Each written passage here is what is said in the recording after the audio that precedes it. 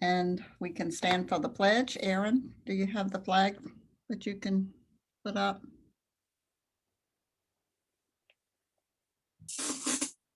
Okay. I pledge allegiance to the flag of the United States of America and to the republic for which it stands, one nation, under God, indivisible, with liberty and justice for all. Okay, thank you, Aaron. All right, I'll call the meeting to order, and we'll begin this evening with our public comment period. Is there anyone who wished to speak to the council tonight? Aaron, did you get anyone? I did not get anyone ahead of time. If there's anyone on the call who would like to give public comment, if you can just unmute yourself now, and Mayor Pro Tem Paxton will recognize you. Is there anyone on the call who wanted to speak? I know that Jenny just joined, and she had sent out an email a few minutes ago, so I didn't know if she wanted to talk. No, thanks for checking. Okay. All right. Well, welcome, Judy. All right, well, then we will then move to the consent agenda for this evening. And on the consent agenda, we have the minutes from 5 meetings during the month of February. We have a request to close the roads for a 5K event for Indian Trail on Saturday, May the 29th. There's a resolution to support that. We have an interim contract for the town engineer. And then we have contract approval for the stormwater drainage improvement project on Hawthorne Drive. Is there anything on this agenda that council members would like to remove to have discussion about? Can I just ask one question, and maybe I just scrolled right past it? How long is the term for the interim town engineer? Did I miss that, Alex?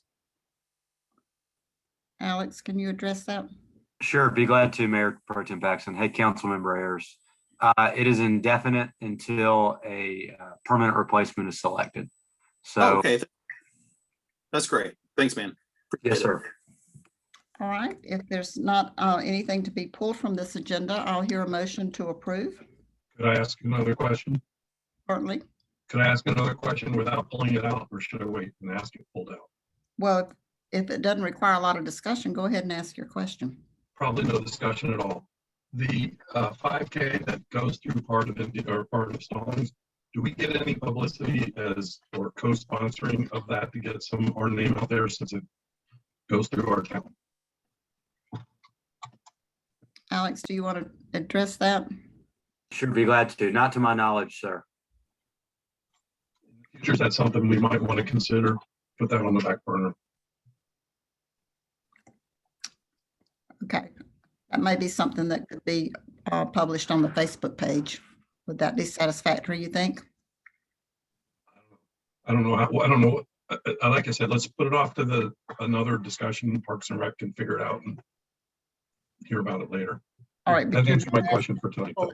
You're not asking to pull it from the agenda tonight? Correct. Okay. All right. Then would someone like to make a motion to approve the consent agenda as presented? If I could ask one more question, I'm sorry. That's all right. Hey, Alex, could you or Justin maybe break down and explain the 2 different, I suppose it's one quote, but it's 2 different components here of the work on over in Country Woods East on Hawthorne Drive. It looks like we're removing trees and stumps as well. Russell, would you mind addressing that, please, sir? Yeah, no problem. So yeah, we're regrading in front of 2 properties, and the regrade would damage the roots of the trees there. So instead of, just letting the trees die and we'd have to come back anyway, we're removing those 2 trees there. We should have gotten 3 quotes due to our policy. Is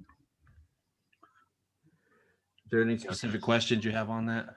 No, it was just kind of surprised that for a regrade and putting new pipes there in just 2 properties. It's that much. That's It's just a really long stretch, is it what it is?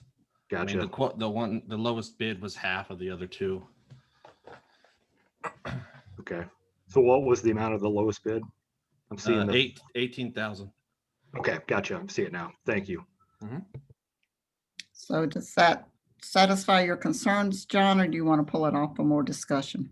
No, it satisfies my concerns. I appreciate it. I think it's another great example of why stormwater projects just add up so quickly. In that, $42 a home per year. I think that's what Marcia mentioned earlier. You're looking at an awful long payback period for the 2 properties here. Right. Mayor Pro Tem, I'll make an agenda to approve the consent agenda as presented. All right, can I get a second, please? Second from Councilman Ayers, okay, and I don't think we need a roll call vote for this necessarily, do we, Melanie, or can I just do by acclamation? Wyatt has not been doing it for the consent agenda. I mean, technically it's better to get it recorded, but for a consent agenda, they're usually non-controversial. All right, then all in favor, please say aye. Aye. Any opposed? Okay, so the consent agenda is approved unanimously. And we move now to reports. And the first item, of course, is a report from the mayor who's not with us tonight. So we'll start with District 1. Mr. Martin, do you have a report? Nothing to report this week. Thank you. All right, and Mr. Scholl, District 2. No, nothing that I can remember. Okay. And I'm District 3 representative, and I do not have a report tonight. So we'll go to Ms. Grooms for District 4. Nothing here. No report from District 4. And Councilman Ayers, do you have a report tonight? I just have one thing that I'm going to be forwarding to the group, to you, Alex, but it's a request from our town to kind of on the heels of what Alex has requested from us, that the 2 bills that are going to state that would give developers quite a bit more leeway on what gets built in residential areas, as far as taking kind of a greater action at the town level and maybe actually producing a resolution saying that the town in itself actually does not approve of those 2 bills. So that's coming from a request from WUMA, and I'll be forwarding that, Alex, and he can share that out to the group. It's something that maybe we can talk about on the next meeting. They just sent this request out earlier, so just haven't had a time to take and really discuss it yet. And Stephen, do you know what the anticipated date is for when that might be voted on in the legislature? I do not. I know no more about it right this minute than what Alex had sent out in his email. Okay. All right. Well, thank you for that. And Councilman Richardson, do you have a report tonight? No, ma'am. All right. All right, then we'll move to the staff reports, and we'll start with Town Manager Alex. Thank you, Mayor Pro Tem Paxton. There's several staff reports. First from Miss Platt, second from Chief Franks, third from Manager Nichols, and then I'd like to, after those are done, circle around and briefly nail down the budget schedule, if that's okay. Okay, that sounds good. Okay. So, Ms. Platts, can you kick us off, please, ma'am? Good evening, Council. Can everyone hear me? Yes, ma'am. Excellent. So tonight I'm here to bring you an update in operational capacity regarding Stallings, recreation, and our current COVID guidance from CDC and DHHS. As you're aware, these protocols are changing daily, weekly, monthly. As we start reopening our events and programs, we are constantly keeping those guidelines in our planning process. Just some cute, real base level things. We are eligible for up to 50% capacity in outdoor venues according to what the fire capacity is. They are asking if we do any kind of outdoor entertainment, that there is no general admission. It would be a ticketed event and everyone must stay seated. And we're still working through what the splash pad codes are going to look like for the summer. But currently right now, it is a 24 person per 1,000 square foot maximum. As you're aware, our splash pad has always been unmonitored. So the way that the guidance reads right now is it's managed mostly through signage. They are still requiring cloth face coverings at pools and splash pads, as the guidelines are, and everything has to be disinfected regularly, and you must provide sanitizing stations. So again, we're not ready to open up all of those things quite yet, but these are the current guidelines that we are working to implement when we do get to that point. Some of the things that are big ticket items for us in Parks and Rec right now is our farmers market will launch May 1st.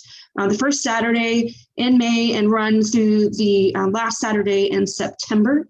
Next week, we have an on-site meeting with the Union County representatives and the vendors coming to the facility so we can walk through last-minute layouts. And we've also been working with Union County on getting a schedule together for possibly a second Saturday small music series with just acoustic music playing while the market is going, and also nailing down whether or not we'll be able to fit a food truck in some of those weekends as well. Union County has a robust list that we also use for all of our events when it comes to food trucks. And I know that that's one of the big things that keeps people when they come to a farmer's market. You know, you get there and you see all the produce and then you're kind of hungry.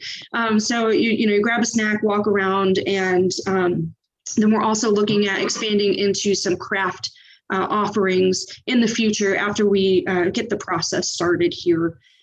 We are working towards what Stallings Fest will look like. The date, our traditional date, is the third Saturday in October, which would put us at October 23rd. Again, we're still a little too far out to make any high-level decisions about, capacity limits, because I do anticipate those will continue to change as the guidelines change. Of course, social distancing is not going away anytime soon. So every event or every program that we do, we're incorporating those social distancing parameters in there, largely managed. We haven't had any issues as far as the public goes with adhering to those, and they've been largely managed with simple signage. And of course, we have to change the signage out so that it doesn't become sign pollution. So we're working on a new design for all park rule signage that will incorporate these new guidelines as well. We've started our weekly lawn maintenance, and we are getting ready to reopen our pavilions for rentals.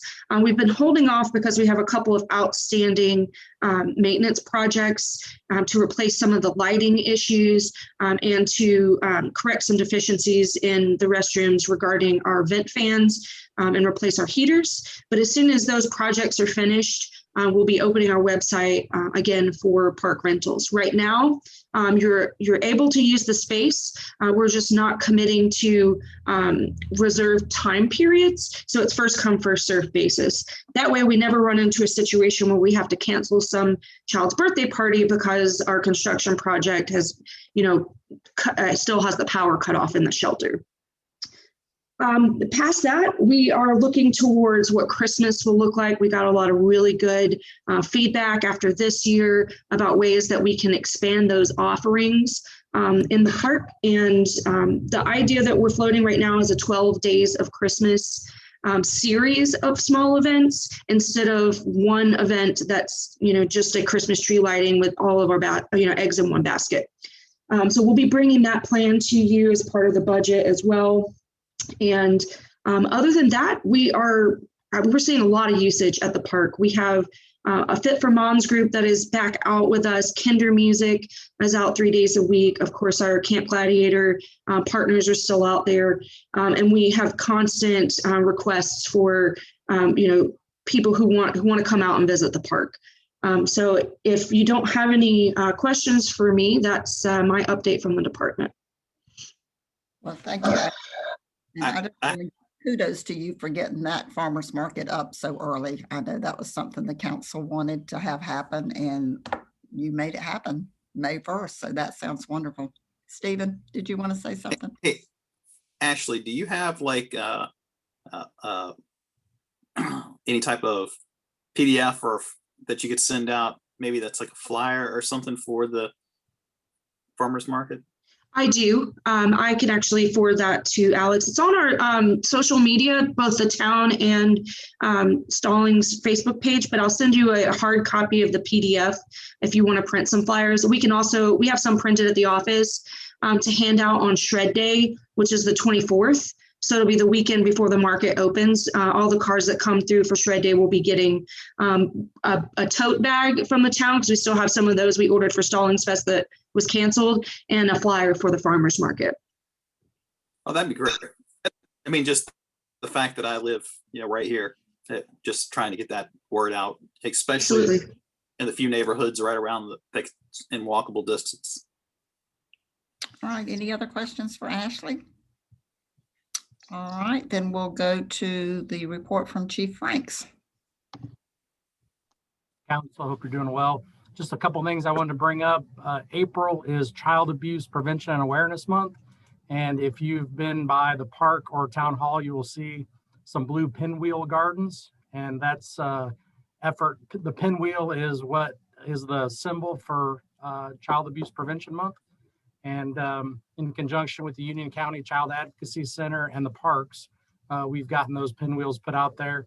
And if you've seen our officers out and about, they're wearing a blue pinwheel lapel pin on their uniform, just to support child abuse prevention. The other thing we launched last week was our community video partnership. This is a program to get the community involved. If you have video cameras or any other type of surveillance camera at your business or your residence, you can let the police department know.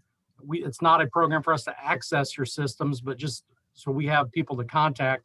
If we have crimes in certain neighborhoods, we're able to reach out to folks and say, hey, you've registered that you have a camera.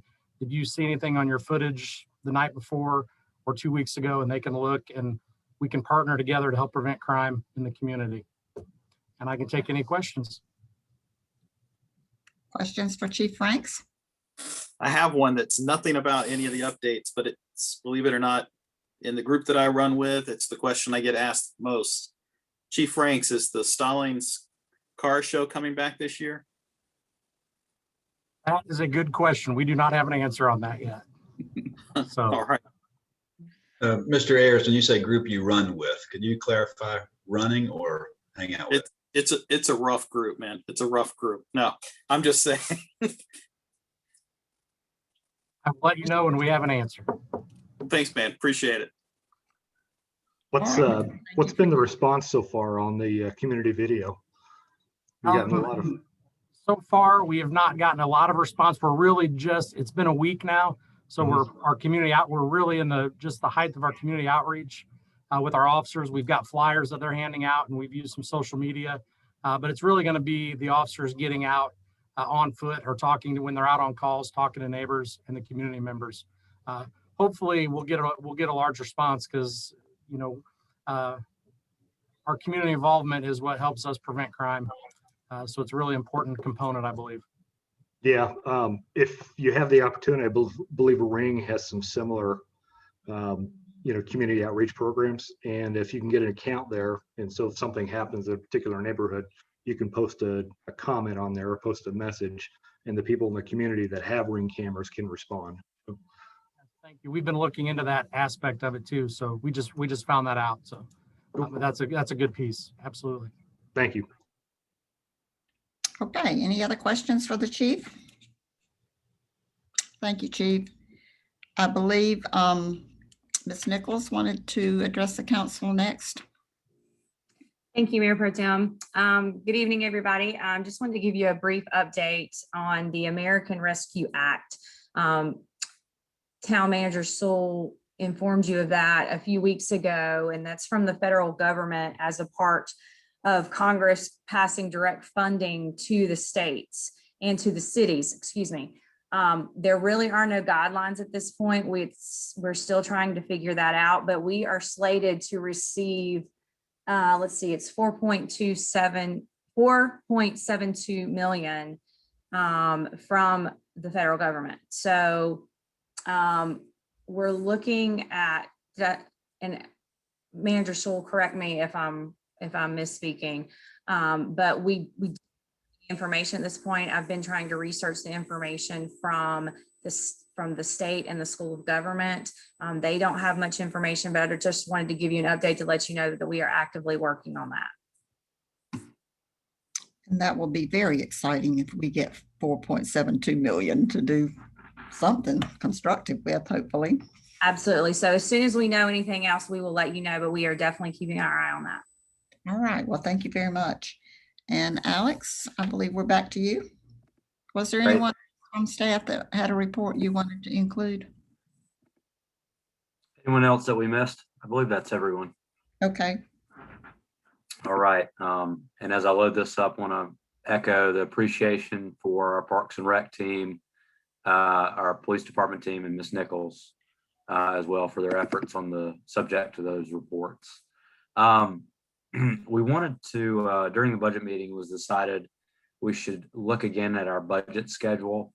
What we've come to realize after having our first is that the time that we've allocated has been insufficient to likely cover the topic.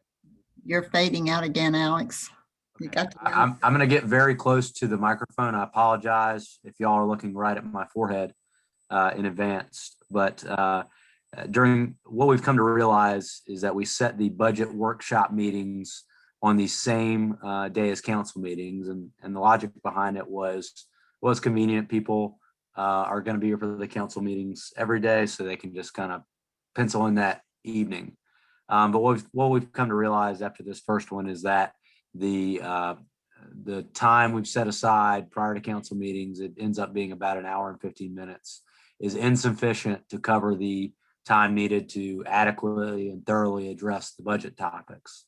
And given the importance of budgeting, taking care of the taxpayers' monies, I think we need to kind of look at, set some other dates that folks might be available. And so I asked everyone to come with their calendars to see what might work. So I've heard that I would suggest maybe setting aside 2 more days, not on council meeting days, that we could work on budget topics. And the first date I've heard was May the 3rd. So that's an option. And then the other budget days just going on the Mondays would be April the 19th, as well as May the 17th. So wanted to see if any of those dates might work for anybody. Again, that is April the 19th, May the 3rd, and May the 17th. All right, I'll open the floor for any comments or discussion. And as we do that, I'd like to see if council is open to possibly starting those already scheduled meetings earlier than 5:30. If I'll be right back. I forgot my calendar. okay. And Linda, I can say that We the can't earliest I could do would be 5. I mean, obviously. Yeah, same here. Still doing virtual. And that's putting in a 10-hour day before the 5 p.m. meeting. Yeah. So you all prefer the additional meetings as opposed to starting a meeting earlier. I'll do whatever it needs to be, but I can't get away earlier until after May 10th. Okay, well, it sounds like that's not doable, so I guess we're looking at those other dates. So, Alex, do you think we need all 3 of those or just 2 of the 3? In my opinion, I think we need just 2, ma'am. Okay. So does anybody have conflicts on April the 19th, May the 3rd, or May the 17th that you know of already? I can do all of them or any of them. Mayor Pro Tem, I have a conflict on May the excuse me, May the 17th. So I can do the earlier too. Okay. Is Brad the only one with a conflict for that date? If so, then we could probably lock in the other 2 dates and we'd have our 2 dates. And just to confirm, that would be Monday, April the 19th, and then Monday, May the 3rd. And would you all like to start at 5 to give a little bit more time? Or do you prefer the 5:30 time? Not that just me being gone matters, but the 19th, I probably won't be able to make it until closer to 7.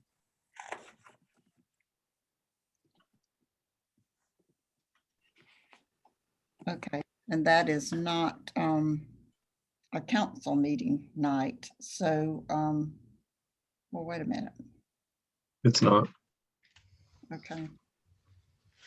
But to that point, do we want to maybe meet at 7 PM on the 19th? And, you know, have a hour and a half, 2 hour meeting, just knock this stuff out? You know, that might be a Support little that. more folks that work during the day. I mean, we all work, but it's going from one straight into the other is rather tiring. When we, I mean, I could do 7 o'clock on either of those nights or both. That would suit me fine and go as long as we need to on one of them.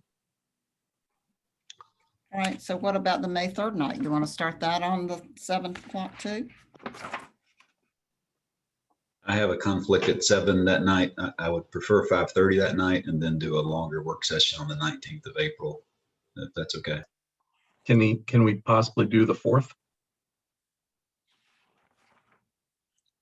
May the 4th? That's a Tuesday. Want to do Star Wars Day? I can't do any days but Mondays. The 3rd and the 10th are pretty much out. Well, the 10th, we already have a May 10th scheduled for the budget at 5:30. I know, I'll probably miss that. Does that mean the team's doing well? Team has a pretty good chance, and the 10th is state finals in Pinehurst. So, yeah, Very nice. Very good. well, we'll see. I'm counting any chickens before they hatch, but you know, we keep plugging along. All right, so let me just be sure what I'm hearing. Sounds like there might be consensus to do a 7 o'clock meeting on the 19th, April 19th. Is that Yes. Yes. okay? And then the other preferred date is May the 3rd, but keeping it at 5 or 5:30. That agreeable? Yes. You want Yes. 5:30? 5:30 rather than 5? I'm fine with any time. Well, there's not a council meeting that night, so 5:30 should be good, and we could go later if we needed to. Okay, Alex, I think you've got your dates. Great, thank you. April 19th at 7 PM and May 3rd, 5:30 PM. So what I'll do is we'll talk with our staff and try to reallocate the topics appropriately, knowing we've got these dates and then also the 2 new dates. So these are just to be straight here, these are in addition to these dates. We're not moving any of the dates that are already on the calendar. That was my impression. Yes, sir. Okay, Alex, did you have additional items you wanted to include in your report? No, ma'am, that's it. Thank you. Okay. Well, that brings us to the end of reports then, so we will move next to agenda approval. And I believe that we have one item we need to add to the agenda. Ms. Nicholas has made us aware that there are 2 members of the planning board whose terms expired on March the 31st. So we need to make a determination if we want to reappoint, open it up for applicants, or to ask the alternates to fill in for any meetings that would be needed in the immediate future. So can we make that 7A? Sure.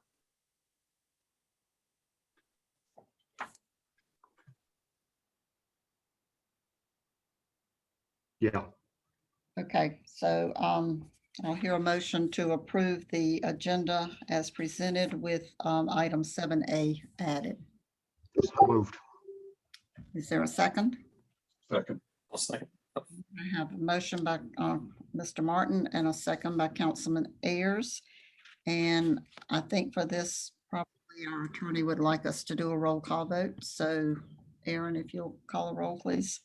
Sure. District 1, Martin. Aye. District 2, Schultz. Aye. District 3, Paxton. Aye. District 4, Grooms. Aye. District 5, Ayers. Aye. District 6, Richardson. Aye. Okay, thank you all.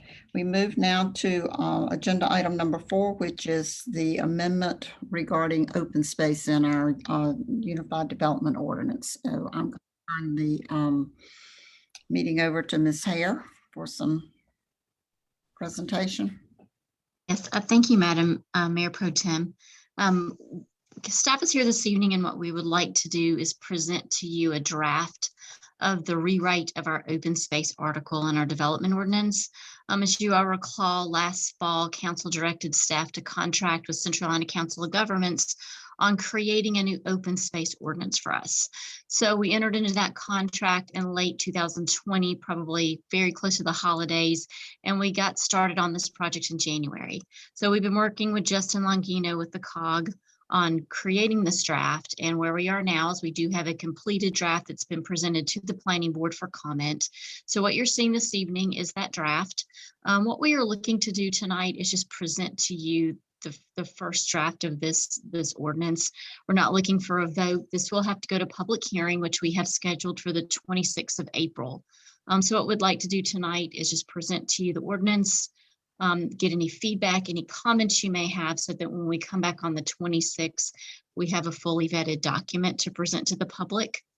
So what I'd like to do now is just turn it over to Matthew West, our planning technician, who's been working very closely with Justin Longino with the COG, and he is just going to present the draft to you all. Okay, thanks, Lynn. Let me see if I have a presentation to show. Can you all see this screen, this presentation? Yes, sir. Okay, perfect. So I'm just gonna, I think included in your packet was both the changes and a memo just detailing the specific changes. So this presentation is just gonna be going through those changes at a high level. I'm gonna avoid using any numbers, but I'm gonna go over the specific changes that have been proposed. And as Lynn mentioned, we have Justin Longino on the line. He can speak to any comments you might have on why certain numbers were chosen. He did all the research on the surrounding communities. So to get started, these were the summary of the feedback that we collected from both the council yourselves as well as the planning board.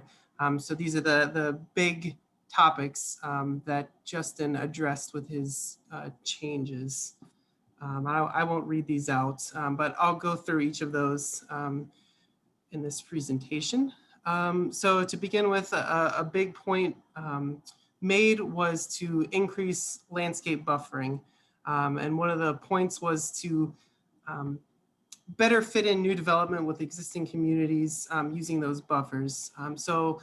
One thing that was changed was the type B buffer, increased the opacity. I think the current code said something like 60%, that was bumped up to 75%. But the big change that was made for the landscape buffering is all of the residential type of districts, including any conditionally zoned projects, were increased from just a type C buffer, which is the 20-foot buffer or 20-foot width buffer, to a type A buffer, which is the 40-foot width buffer. Some of the tables showing those buffer requirements was adjusted a little bit to differentiate just between residential and non-residential projects. And the other big change for the landscaping buffer is the current codes allow for a reduced buffer width with a fence. That has been changed. So now if a fence is elected to be included, it'll just reduce the opacity requirements, but the width requirements for the buffer would remain. Other big change with the landscape buffering is a section was added on berms. So a berm would be required along public thoroughfares as defined in the ordinance. Those are the major type of roads. We're adding some language requiring specific slopes and heights.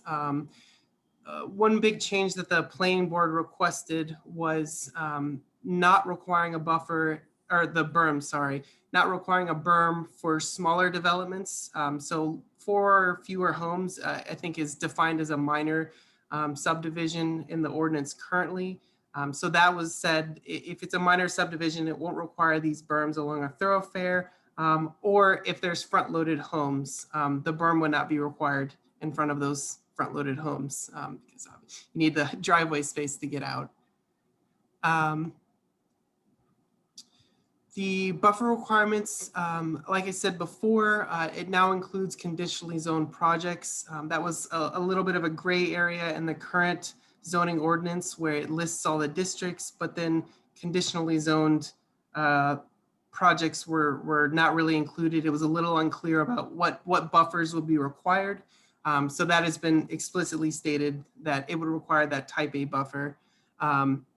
And again, the table was updated a little bit just to specify any project that has a residential component would need a type A buffer on any other side. And then projects with non-residential components would not require quite that big of a buffer. And finally, just to reiterate, the fencing option has been changed so that it wouldn't reduce the buffer, it would just reduce the opacity requirement. And the reasoning for that is that fences provide that screening, but obviously they don't provide the width. So it makes more sense to have the fences for reducing the opacity. And so just to reiterate, since all of those residential components had the bigger buffer, that increases the opacity requirement as well.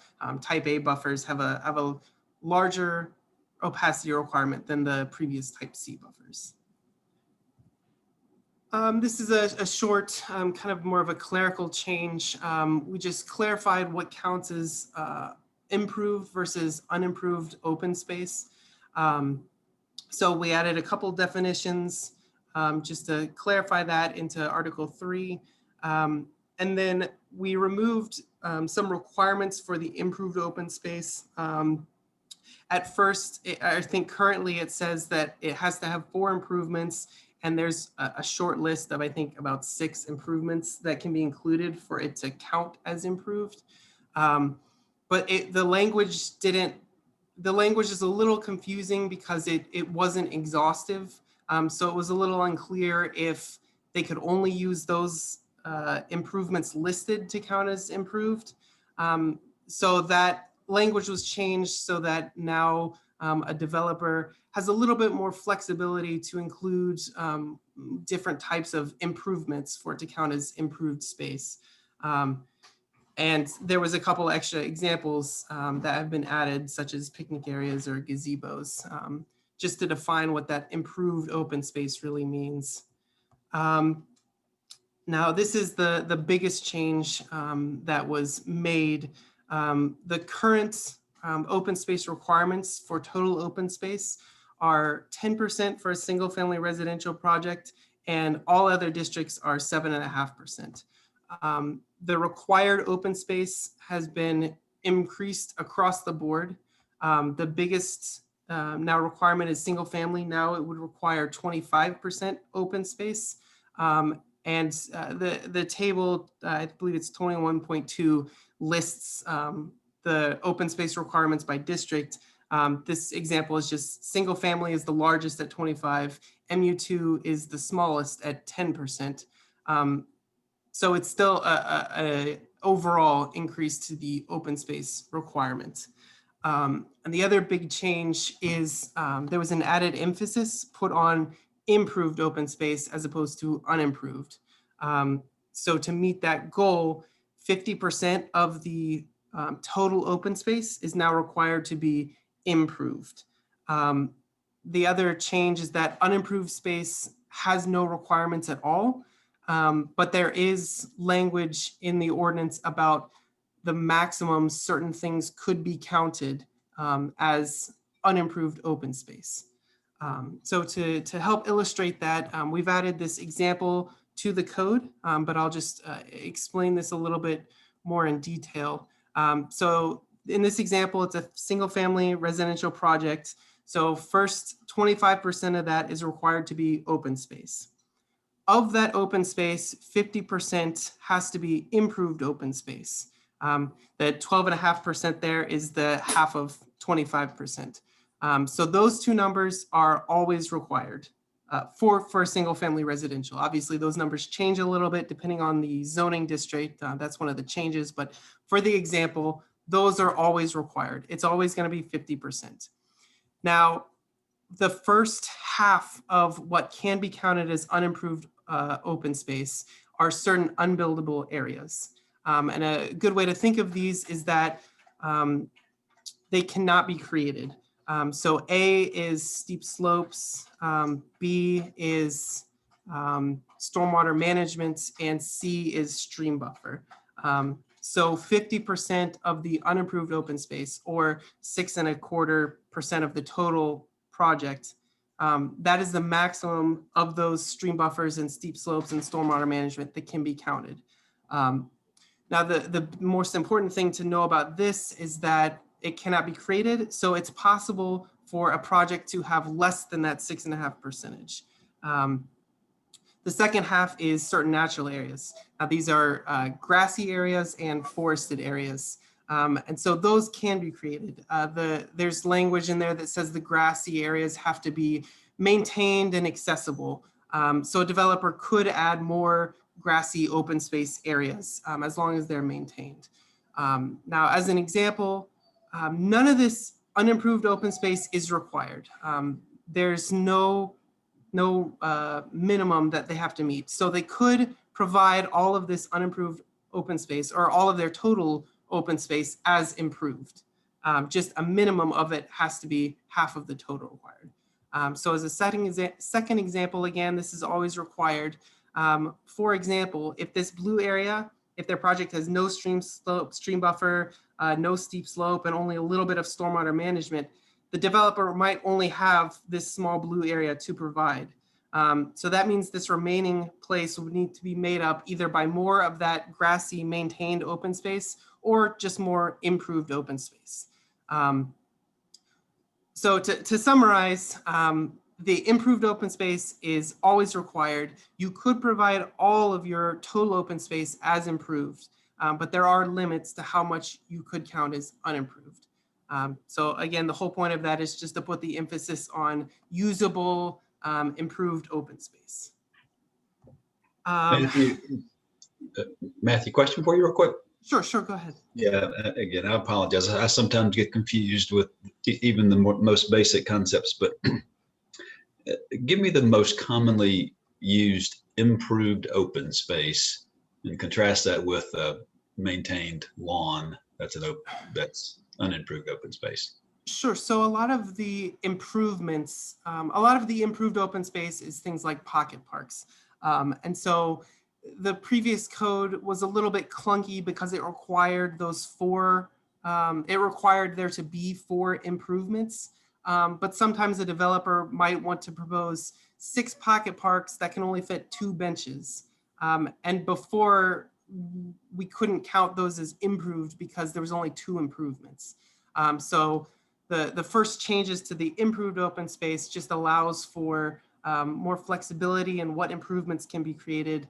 But to answer your question specifically, most of the time it's parks where they might provide a gazebo and benches and things of that nature.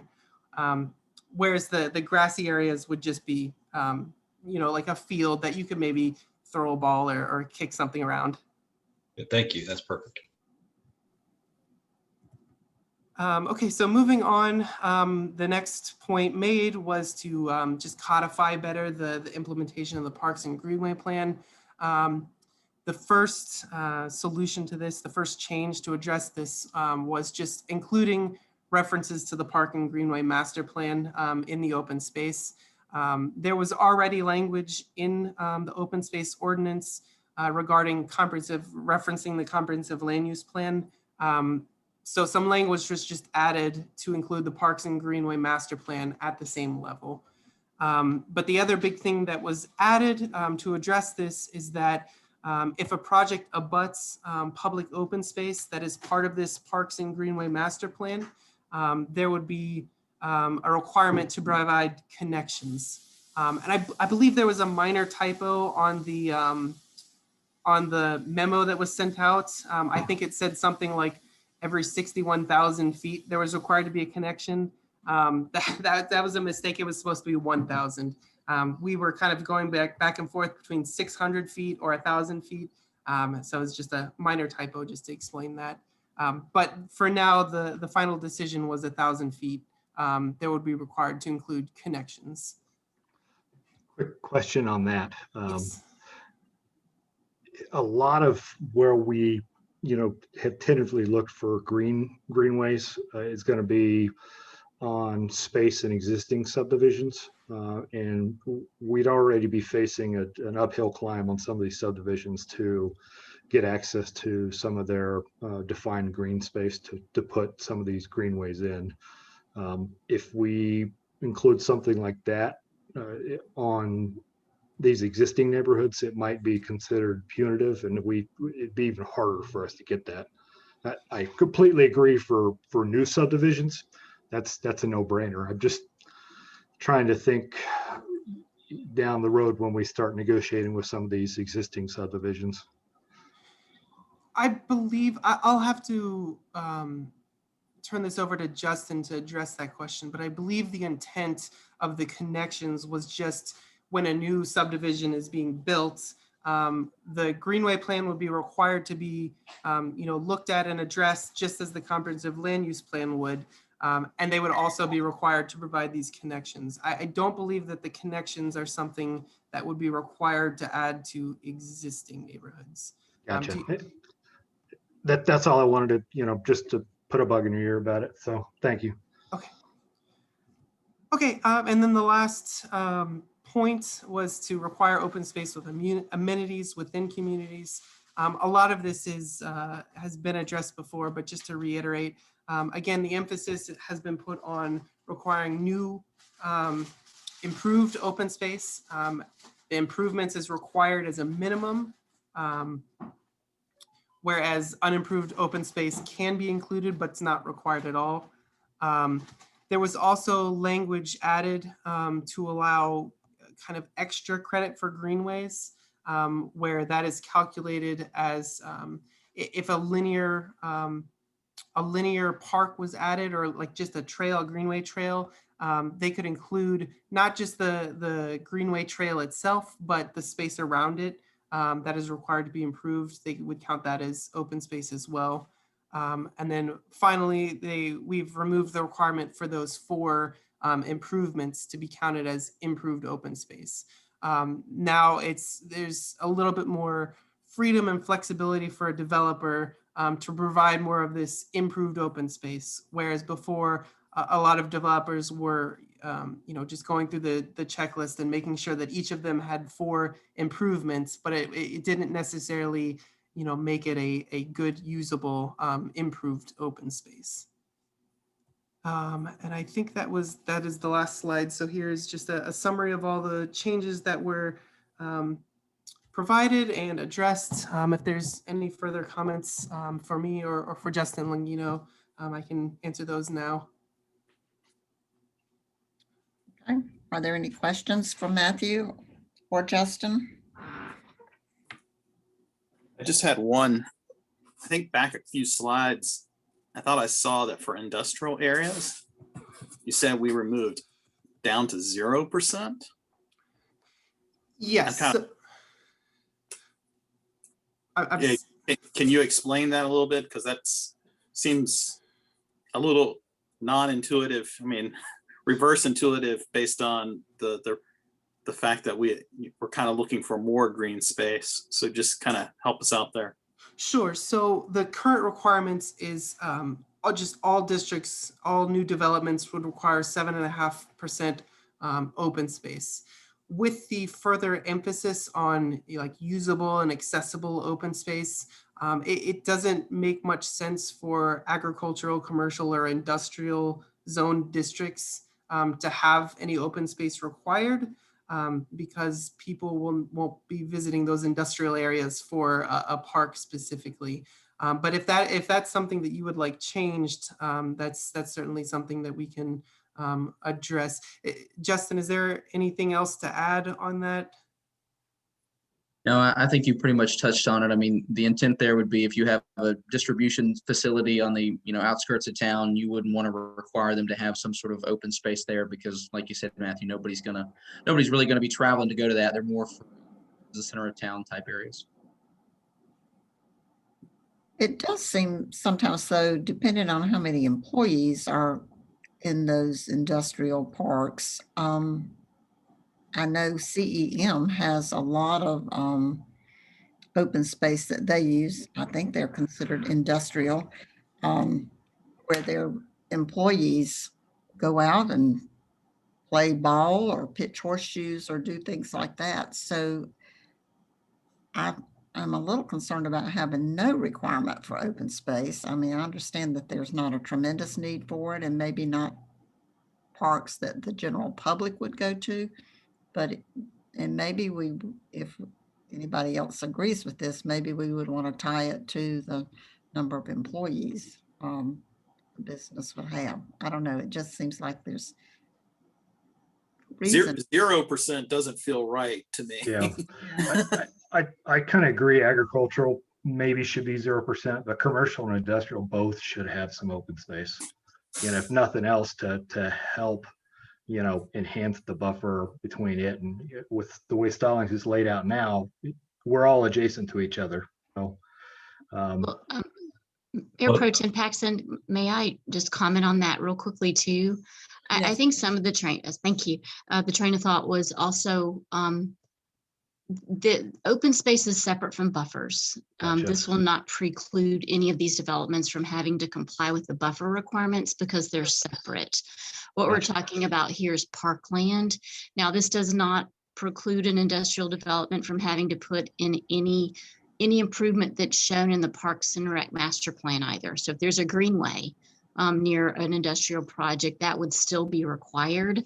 This is just saying that they don't have to set aside land for either undeveloped open space or some sort of improved open space for a couple of reasons. Basically what Justin and Matthew touched on, that industrial areas aren't usually areas where you see recreational uses outside like this with because of the traffic and things like that.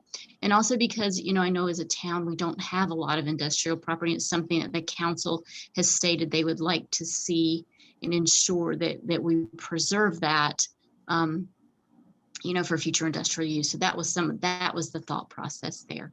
And again, it doesn't preclude them from having to comply with open space and industrial developments. IND has some very hefty setback requirements as well. So there will be open space. I think front setbacks in the IND and the heavy industrial districts are 80 feet. So you do have some different ways of getting that open space that the ordinance has already built into the ordinance. Okay. So some thoughts just from me, if I may, Mayor Pro Tem. I like your thinking, Steve and John and Linda, and I tend to agree with you, but maybe for a different reason. If we're trying to build open space in our town, it seems like 0 does seem sort of non-intuitive, to use Steve's word, and I get why industrial parks don't need open space necessarily. However, having something 7%, 8% is to me fine, because if I recall, you can opt out by paying a fee in lieu to help build our greenway system, park system. It would be nice to have a source of funding. Again, call it what you want, but if an industrial developer can build some nice open space for employees, more power to him or her, and it would be great. If they cannot, they often have a budget and a project development to contribute something to the town's parkland. So just for some thoughts, and not an answer tonight, but if this goes to the planning board or for a public hearing, I can't remember what the next steps are, it would be worth discussing more. Yeah. Good point. Good point. It is a good point, Councilmember Richardson. And we may have to do a little bit of research on whether our ordinance has always been structured so that that fee in lieu of parkland is calculated for residential development only. That's how we've approached it. So we could definitely do some research to see if we're allowed to charge it to commercial and industrial users. And if so, we would definitely need to add that language to the ordinance. Yeah, and I even hesitate saying it feels like a tax if they're not going to do it. But at the same time, if we're trying to create great green spaces in such a limited, we don't have industrial parks on the outskirts. We're just not that town. So any industrial park we have is going to be somewhat integrated, close to neighborhoods, just like Union West Business Park, which we have some focus on. A neighborhood right backs up to it. So making some green space in there would be nice. So just some thinking. I'm not sure I would vote for my own idea tonight. I'm just thinking about it for the first time. Food for thought. Yes. And I had a question as to how this new proposal compares to other towns as far as percentages. Do we have any comparisons readily available? I believe, Justin, can you speak to that? Yeah, I can. Yes, ma'am. We looked at several surrounding communities that that staff recommended to us that we thought were in line with where Stallings wanted to go. So some of those were Matthews, Indian Trail, Mint Hill, I believe, and a couple of others. But we took those current ordinances that those towns have and then made them made the Stallings ordinance fit with, what those sort of best practices were. So we took the feedback that you all gave and that the planning board gave, and then we looked at those ordinances and said, what's going to work best for Stallings based on those rules and percentages and things. And so some towns have more open space, but they have more, rural expansive districts. And then some have less open space. And so what we recommended based on the feedback is kind of what we thought would work well for you all. Thank you. And I have one other question. It's difficult for me to, this is a little abstract. I would love to see a project and how this has been implemented maybe already, and then what the change would be if we were developing that same project under these new rules. Would that require a lot of work to see a comparison of before and after, I guess? Mayor Pro Tem Paxton, I don't know that we have the ability to use it. We can see what we can do. We can definitely put together a visual that would show open space on a project that we've currently approved and what the new changes would have done if we had had these percentages in place. It might not be the exact site plan, but we can probably do something that would show that graphically. Okay, an example would help me. Maybe nobody else needs that, but I would like to see how that plays out. I think it's a fair point. I just would like to reiterate, let's use an approved project as an example, not something that may or may not be on the table now. Are there other questions? When could we expect to see this back in a votable format where we could vote on this? The plan is to present a final draft for public comments at the next town council meeting on the 26th. And that would be the public hearing, and then voting on it. The plan would be to vote for it in the first meeting in May. Awesome. Thank you, guys. I can't speak for the rest of the council, but I think you hit it out of the park. I love this. Okay.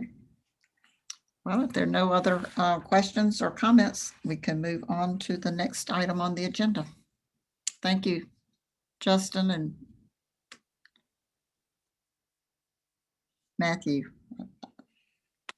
All right, let's move on now to the DFI proposal to provide Phase 1 Downtown District Feasibility Assessment Services. And Alex, I believe you want to kick this off, and then we may have someone from DFI with us, Eric Thomas. That's right. Yes, ma'am. Thank you. Just very briefly, as everyone knows, during our expert panel at our annual retreat for the downtown, among other things, a couple issues that the expert panel raised. The first being whether the town's vision aligned with market realities, and the second being whether the town's implementation strategy was underfunded in resource commitment, expertise, capacity, and site control efforts. So as part of the effort to achieve the town council's priority of downtown creation, the downtown action plan called for the town to consider partnering with Development Finance Initiative. They're a group established by the UNC School of Government that essentially partners with local governments to help achieve economic development goals. So we've got two representatives from DFI here this evening. So Eric, can I turn it over to you, sir? Sure. Yeah. Can you all hear me? We do. Great. Well, good to be back in front of you all again. Happy to be here, and good introduction, Alex. I wanted to also introduce Marcia Parrott, who is DFI's Associate Director, heavily involved in the business engagement and business development. So wanted to make sure that she was here for this meeting, as she's involved in all sort of communication of opportunities and proposals with clients. So we're happy to be here, and we have a brief presentation to walk through in terms of providing you a little bit of context of who DFI is, what we do, giving you a couple of examples of projects that we worked on that have a similar type of scope and ultimate goal of what you all are hoping to achieve in Stallings, and then walk through our scope specifically and kind of just answer questions, give you all the sort of rundown of what we're envisioning as a potential scope for the project, and then allowing you to ask questions regarding what it is that we plan on doing, and just sort of hear you out in terms of does this match what you hope to achieve with your downtown. So I'm going to turn it over to Marcia to let her kind of give the intro and overview of DFI. All right, good evening. Nice to meet you all. Again, I'm Marcia Parrott. I'm the Associate Director with DFI. I'm going to share my screen. How's it look? Can everybody see it? Full screen mode? Yes, ma'am. All right, great. Okay. School of Government, I think you all are familiar, but for those who might not be, we're the largest university-based advising and research organization in the US. I know when Eric and I were graduate students 10 years ago at UNC, we were really excited to find the School of Government as a home because it is so outward facing. It's a very practical institution. Our particular unit, DFI, is about 10 years old, and it is a program within the Community and Economic Development Department at UNC, essentially a nonprofit consulting group housed within the school that provides real estate development, finance, expertise to local governments and their partners all over the state. We have a little bit of an unusual model in that most of our staff are full-time public servants, but we also have some staff that are part-time developers. So do private development work all around North Carolina, throughout the Southeast, frankly, on a part-time basis. We think that's really important because it really helps us to be engaged in the practical realities of what's happening in the development community by having actual developers doing projects on our team. a little bit about how we got started. If you know the School of Government, you know that it is full of attorneys. There are attorneys on every topic that you can imagine at the school. And our founder and director, Tyler Mulligan, is one such attorney who was fielding a lot of calls from local governments all over the state who were being approached for public-private partnerships. So the picture here, it's the classic abandoned historic mill in a town. Town managers called Tyler and said, hey, this developer's come to me with this really interesting proposal for a public-private partnership. They need a loan and a grant and some other deals. Can I do that? So Tyler, as an attorney, could let the town manager know whether or not the local government had the statutory authority to engage in a public-private partnership. But he realized that there was something missing, that there wasn't a group that could sit on the town manager's side of the table to evaluate the deal, help negotiate on behalf of the local government, and make sure that the local government's needs were protected in a public-private partnership. Likewise, Tyler was hearing from developers saying, hey, I'm really trying to get this project going in the town of Bopperville, and I'm having a hard time working with my local government. We're just not connecting, and I'm trying to move this project forward. So hence, we were born with some seed funding from the local government federal credit union.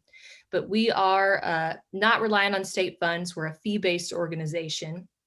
We do two types of projects now over the past decade as we've evolved. We still do a lot of those, what we call third-party reviews, so helping to evaluate public-private partnerships on behalf of local governments. But we also do a lot of proactive projects, which is what I would put this downtown district project into the category of. And those really run the gamut from towns have specific sites that they're not quite sure what to do with, be it the historic mill or a downtown parking lot, or they have a particular need that they want to see fulfilled. For example, affordable housing is something we're getting a lot of requests around, or town centers. Increasingly for fast-growing communities like you all, we're hearing from local governments that they want to be proactive on creating a cultural living room, live, work, play living room for their communities as they grow. So this is where we tend to intervene in the process, is helping the local government with sometimes the ideation, but most often with site control, pre-development, and the identification of partners. So this chart here just shows the evolution of the development process, and meant to demonstrate that where developers start to spend a lot of funds is on site control, on pre-development, without really knowing if the project is a go until much later on in the development process. So our work is to mitigate some of that risk for both the private sector and the public sector by doing a lot of that work up front, so that the public sector can attract a more competitive pool of developers because you've done that pre-development work and you know you have a financially feasible project. But also protect your public interest later on in the deal. Make sure you know what type of financial commitment, public-private partnership might be required of you, what the look and feel of the development will look like, so that you know what you're getting into as you undertake a large-scale development like the one you all are contemplating. Another view of our pre-development process, essentially combining these areas into landing on a feasible project, looking at the market, what can be supported for different uses, office, retail, residential, hospitality, looking at public interest, as I mentioned, what are the values, what's really important to you all as a community. I heard a little bit about that in your open space discussion in the prior item. Parcel analysis, what's happening with ownership, current conditions, sales, and site analysis. How do these uses fit into the site? And of course, financial analysis is a keystone of our process, making sure that this is financially feasible, both for you all as a public sector partner, but also for the private sector.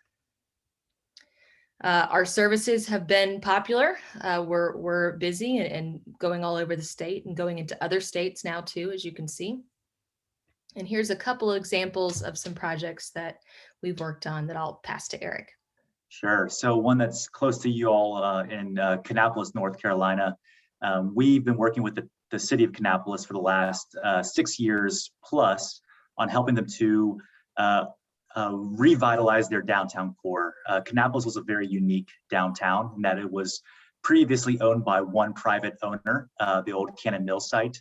And we've been working with the city to, one, evaluate the private development potential for different development blocks within their downtown. First of all, helping them to acquire their downtown core from the private owner, but then ultimately realizing their public interest of seeing private development come into their downtown.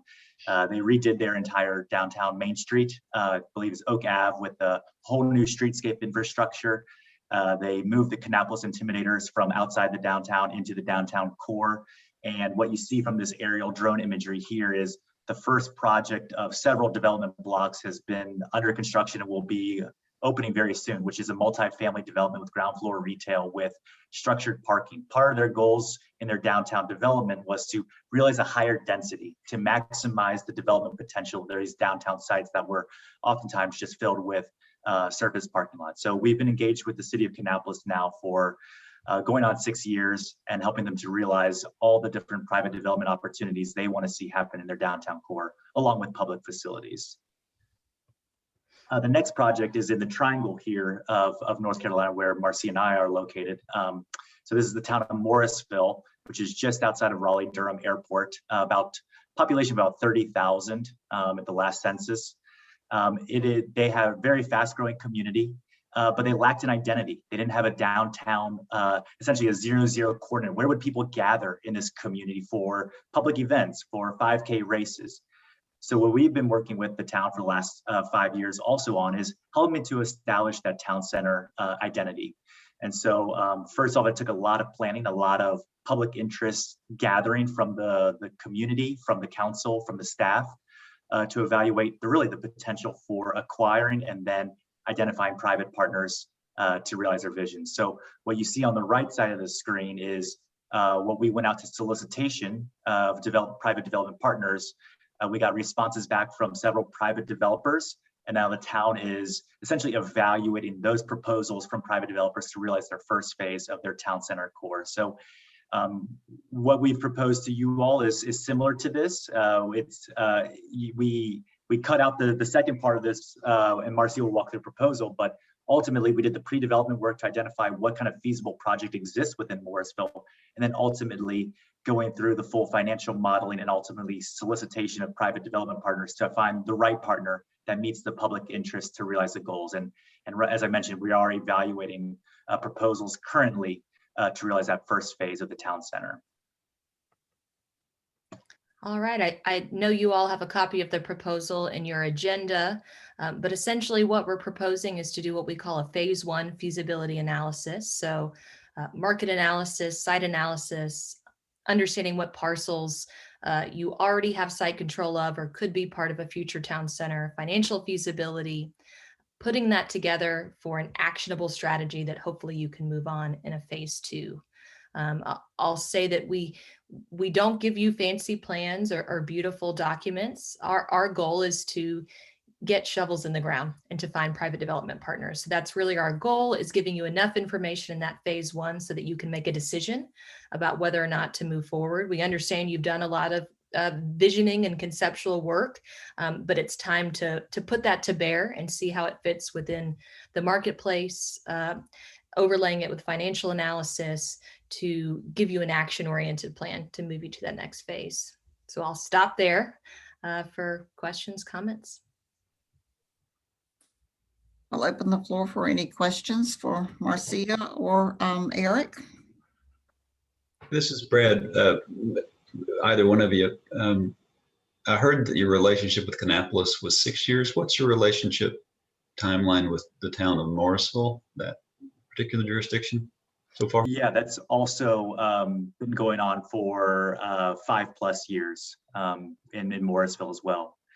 What we've realized through some of these town center, these larger development projects, is they take time. They take a lot of time to, one, if you don't have all the property acquired, to acquire the key properties to move the project forward to a point to attract a private developer on. So there's a lot of risk that when towns don't have the full site control over the town center core area, that then could slow down the ability to realize the projects later on. So we advise local governments typically to say, take a leadership role in acquiring the key property so that you can realize your vision rather than potentially running into hurdles later on down the line. So the town of Morrisville, they had to acquire some key properties in order to realize this earlier development opportunity. Kannapolis was the same timeline, but it was a little easier in that they had one private property owner that they had to work with and negotiate with rather than many different smaller private property owners. So they were able to go forward a little quicker because of the less of the hurdles in terms of full acquisition of the focus area. And do you have expertise on your staff that help not just the towns, but the property owner? I'm thinking of a couple specifically in our town that would have hurdles, be them capital gains, tax implications, or 1031 exchange opportunities. Do you help them think through those issues? Surprisingly, although we are an organization full of attorneys, we do not provide legal counsel. So I'll say to a degree, we have worked with all kinds of property owners in helping local governments with site control. So we can most certainly give advising, think about what the property owner's interests are or challenges or fears and work with them, but won't provide detailed legal counsel, but certainly can work with them in order to get a property unlocked that's important to you all. So I have a question about the cost of these services, because we have a contract proposal before us this evening that is $70,000. But if you've worked with that town of Kannapolis for 6 years, I'm assuming there wasn't a one-time upfront cost to that. So talk to me about the continuing cost that may be provided for that kind of consultation. Sure. We have kind of an unusual fee model relative to other consultants. I think one is that we do charge a flat fee rather than an hourly rate. So we do our best to predict what the scope is, how long we think it will take us, but that fee is the fee, and it doesn't change once those deliverables are underway. And then the way we structure a phase 2, so in the Kannapolis example, you're right, we charged a flat fee up front. I think there might have been several stages of a flat fee. But in the phase 2, where we're working to attract a private development partner, we push as much of the cost as possible of our services onto the private sector, onto the project itself, because ultimately, our pre-development work is work that a private developer would do that would be totally at risk. All that market research, architectural services, community engagement, financial analysis, working with the local government to come up with a financial model. That's all work that could take years, many years, with a town center project too, like this one, for a developer without any certainty of outcome. So for that reason, we think it's appropriate that most of our fees should actually be passed on to the project or the private developer itself. So for phase 2, we typically will charge an additional flat fee, modest in comparison to phase 1, so long as we're able to move quickly and gain on the efficiencies from our prior research. But we charge what we call a contingent fee, which is a % of the developer's fee on the project. So ultimately it is the project or the developer that pays our fee for the services. So we're putting that fee at risk essentially so that we have skin in the game. We're working alongside you all as a success fee to make sure that that project comes to fruition. So flat fee up front. In phase 2, we try to defer as much as that fee, a significant portion of it, frankly, to the developer and the project itself through a contingent fee that's tied to the property. And so far, we've been successful in having developers pay our fees. So to your point, in Kannapolis, now we have several projects underway, and we're seeing those contingent fees start to come in as projects are realized over time. Sorry, long-winded way to answer your question. Well, please. Go ahead, Stephen. Ms. Paxton, I mean, I guess I'm not sure that you answered the question though, because are you saying that phase 2 and beyond how many phases are there? And if it goes all to the developer, does that mean that there's no more fees after this first 70,000? No, it does not mean that there are no more fees after this first 70,000. There is a flat fee associated with phase 2. Now, remember, Kannapolis, a lot of it depends on the scale and the complexity. So Kannapolis is an existing entire downtown, a 10-year development plan. This could be more straightforward and only require one solicitation to find a development partner, wherein in Kannapolis, we're doing several solicitations, a dozen or so. This could be more like Morrisville. I'm looking at Eric, where there is just one phase 2. And there is a small flat fee associated with phase 2, but the majority of our fee comes out on the back end through the developer. So I can't predict yet what phase 2 would cost. I can, with some confidence, guess it would be much less than phase 1, with some assumptions that I have about the size of the downtown district that you're envisioning. One factor that also matters for phase 2 is recency.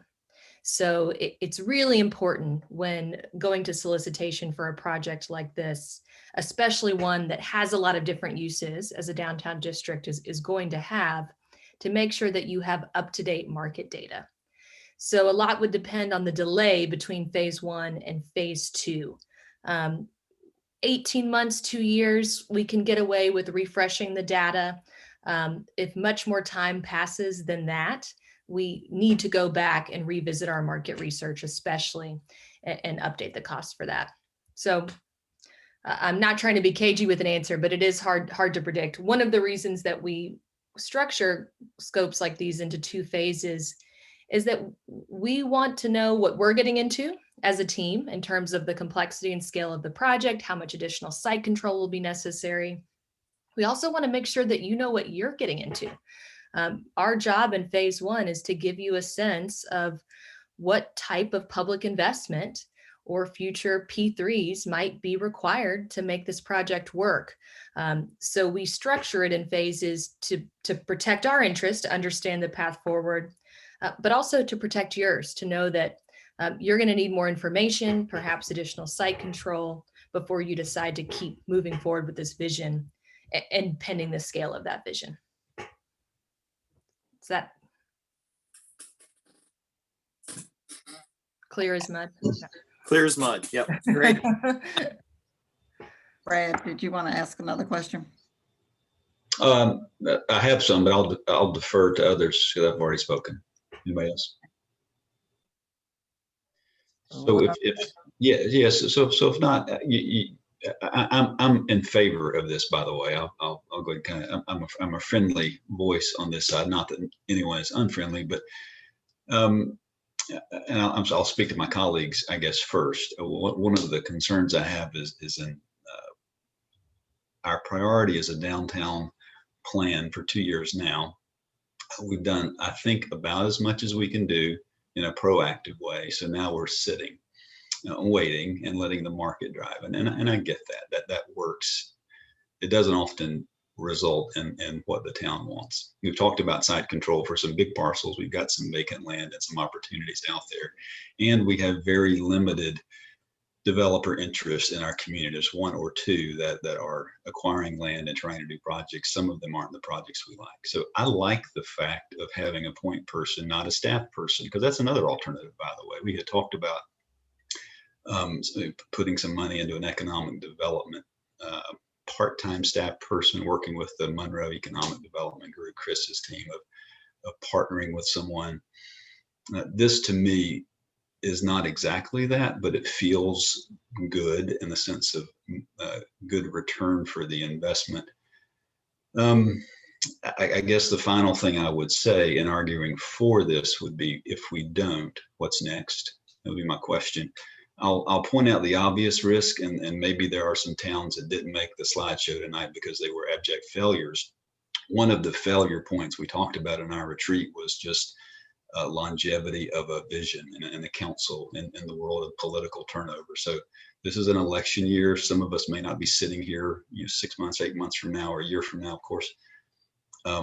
That is a risk. So the question to me is, do we do this now? Do we do this in December, January next year? But I think that's a real risk we have for this. So if we think downtown development is a priority and will be for 2 or 3 more years, I'm inclined to be very favorable toward the work this group has done. So Brad, can I ask you,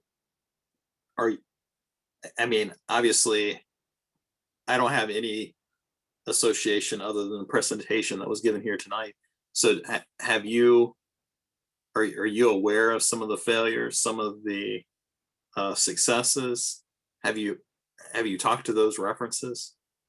Oh, I'm sorry, but by saying that, Steve, I was illustrating one of the greatest risks is towns that don't stick to it, right? I think the reason we structured our retreat this year was to not recast votes for new priorities, but to just affirm the existing ones.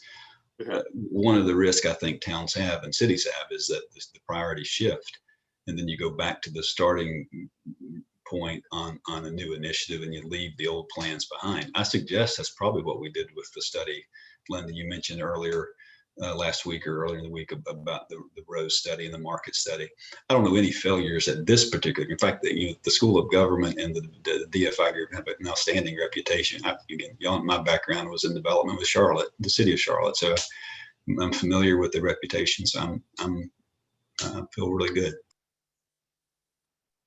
Well, and I will just speak to that because this is my 12th year involved in town government. I served as mayor for 8 years. I took 4 years off, and then I'm back now for 4 more years, but I'm finishing my term in December of this year.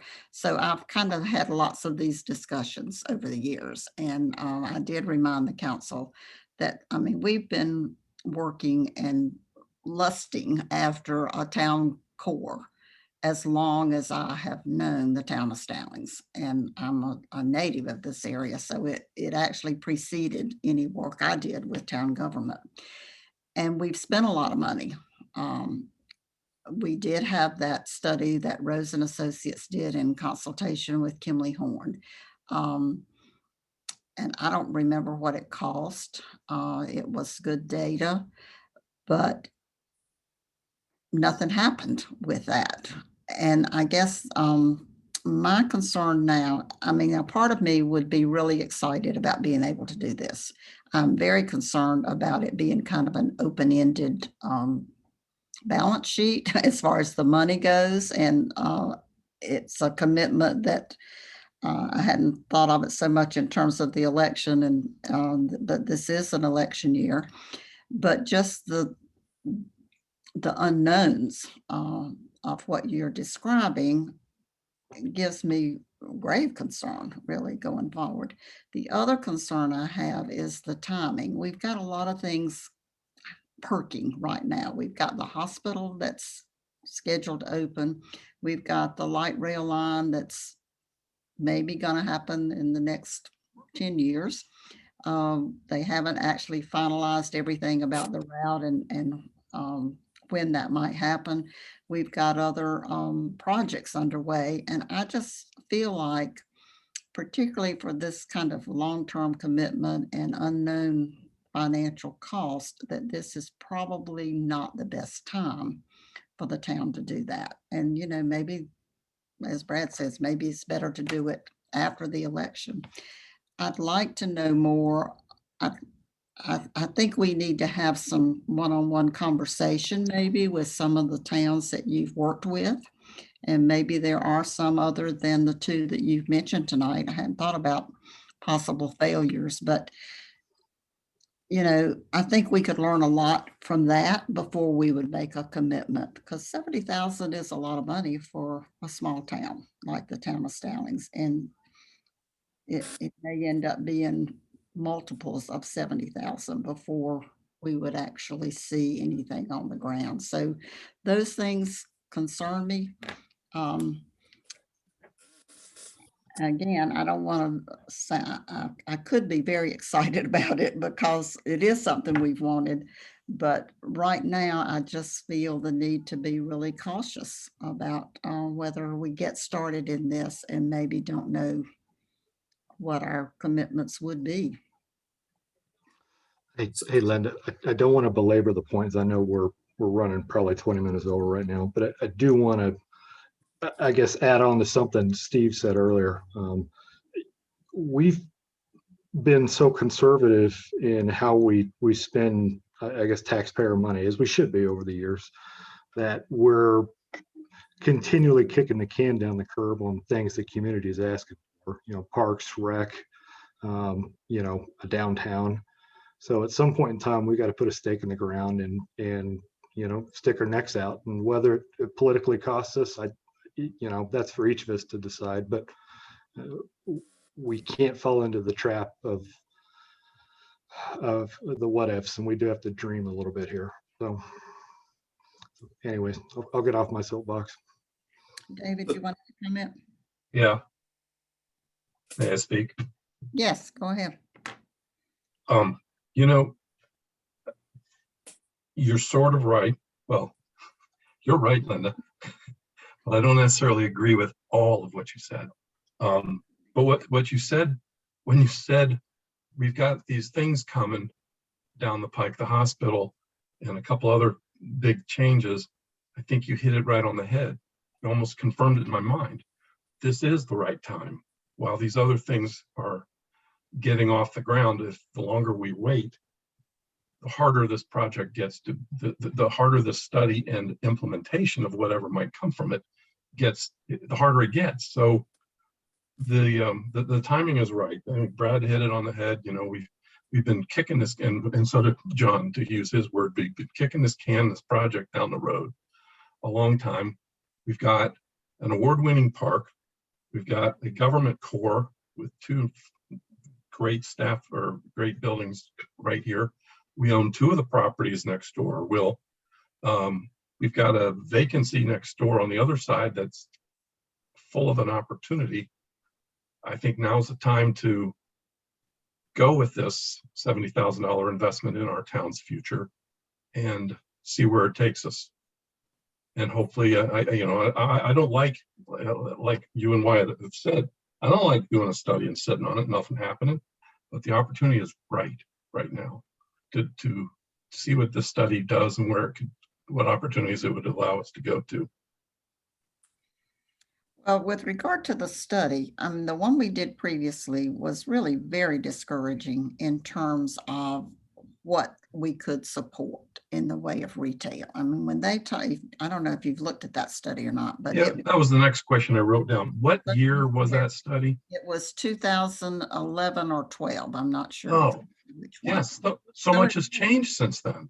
Well, it has, and it's continuing to change. And I guess that's my point, is that while we couldn't support but a few thousand square feet of retail then, we will be able to support a lot more. But if we do a study now and we don't have all of these things actually functioning yet, then will it not also be an underestimate of what we could possibly do?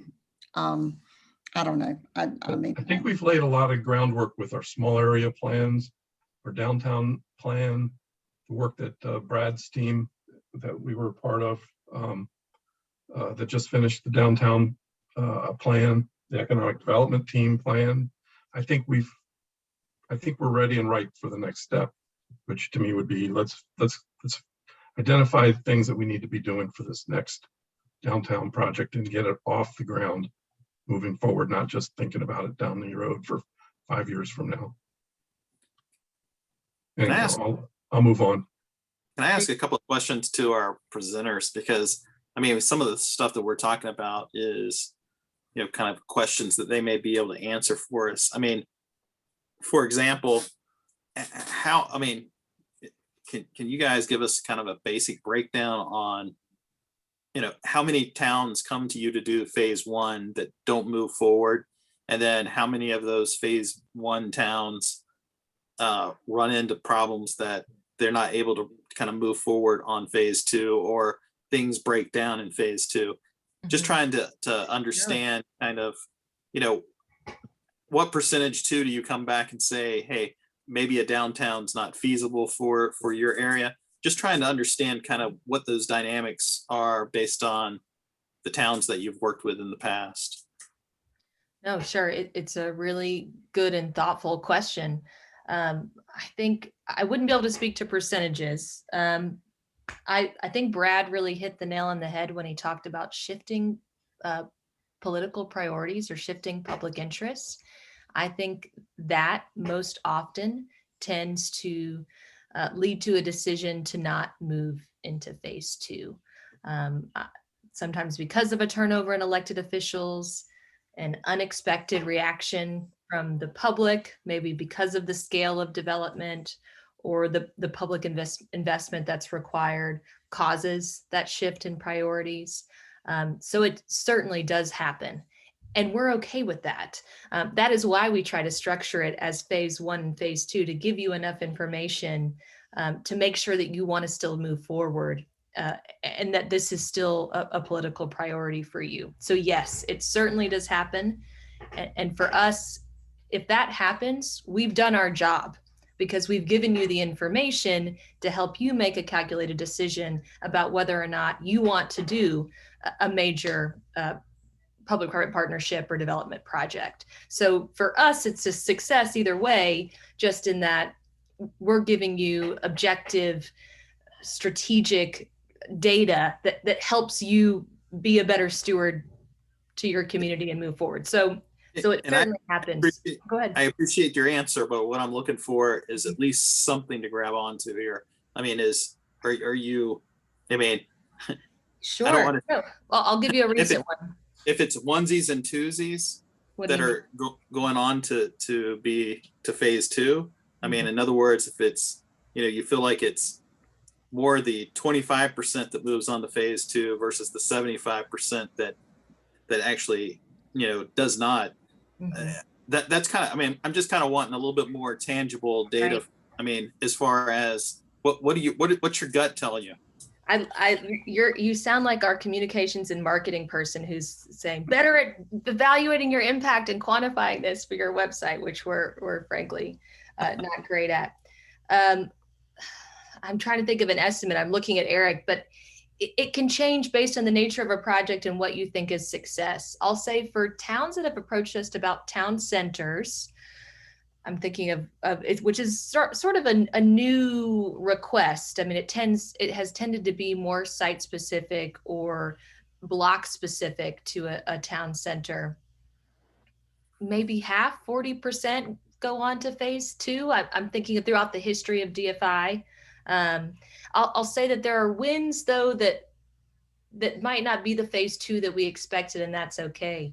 I'll give you an example of a town that we worked with recently to do a phase one for kind of the classic abandoned mill that was a major public investment, had potential flooding issues, maybe some challenges with its historic eligibility, which meant that the project might not be viable without historic tax credits. It had a lot of question marks. It had a lot of unknowns.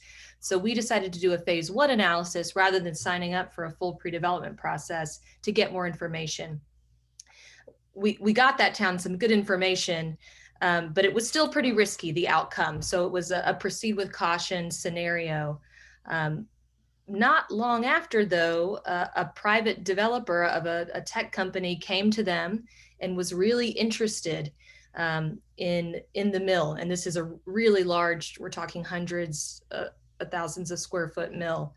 So right now that developer is seriously interested, and we're going to be helping the town vet the request for that offer to purchase and to develop that mill. So not quite the solicitation project that we imagined. We also were thinking more about residential uses for this mill, frankly, and now it's an office tech type tenant, but still a good outcome. So hard to say. And a lot of our projects are neighborhood revitalization, affordable housing, so different nature. And what I would also chime in there in terms of sometimes what maybe some might see as failures, and it is also the information that we can provide, and ultimately whether it's a go, no-go decision.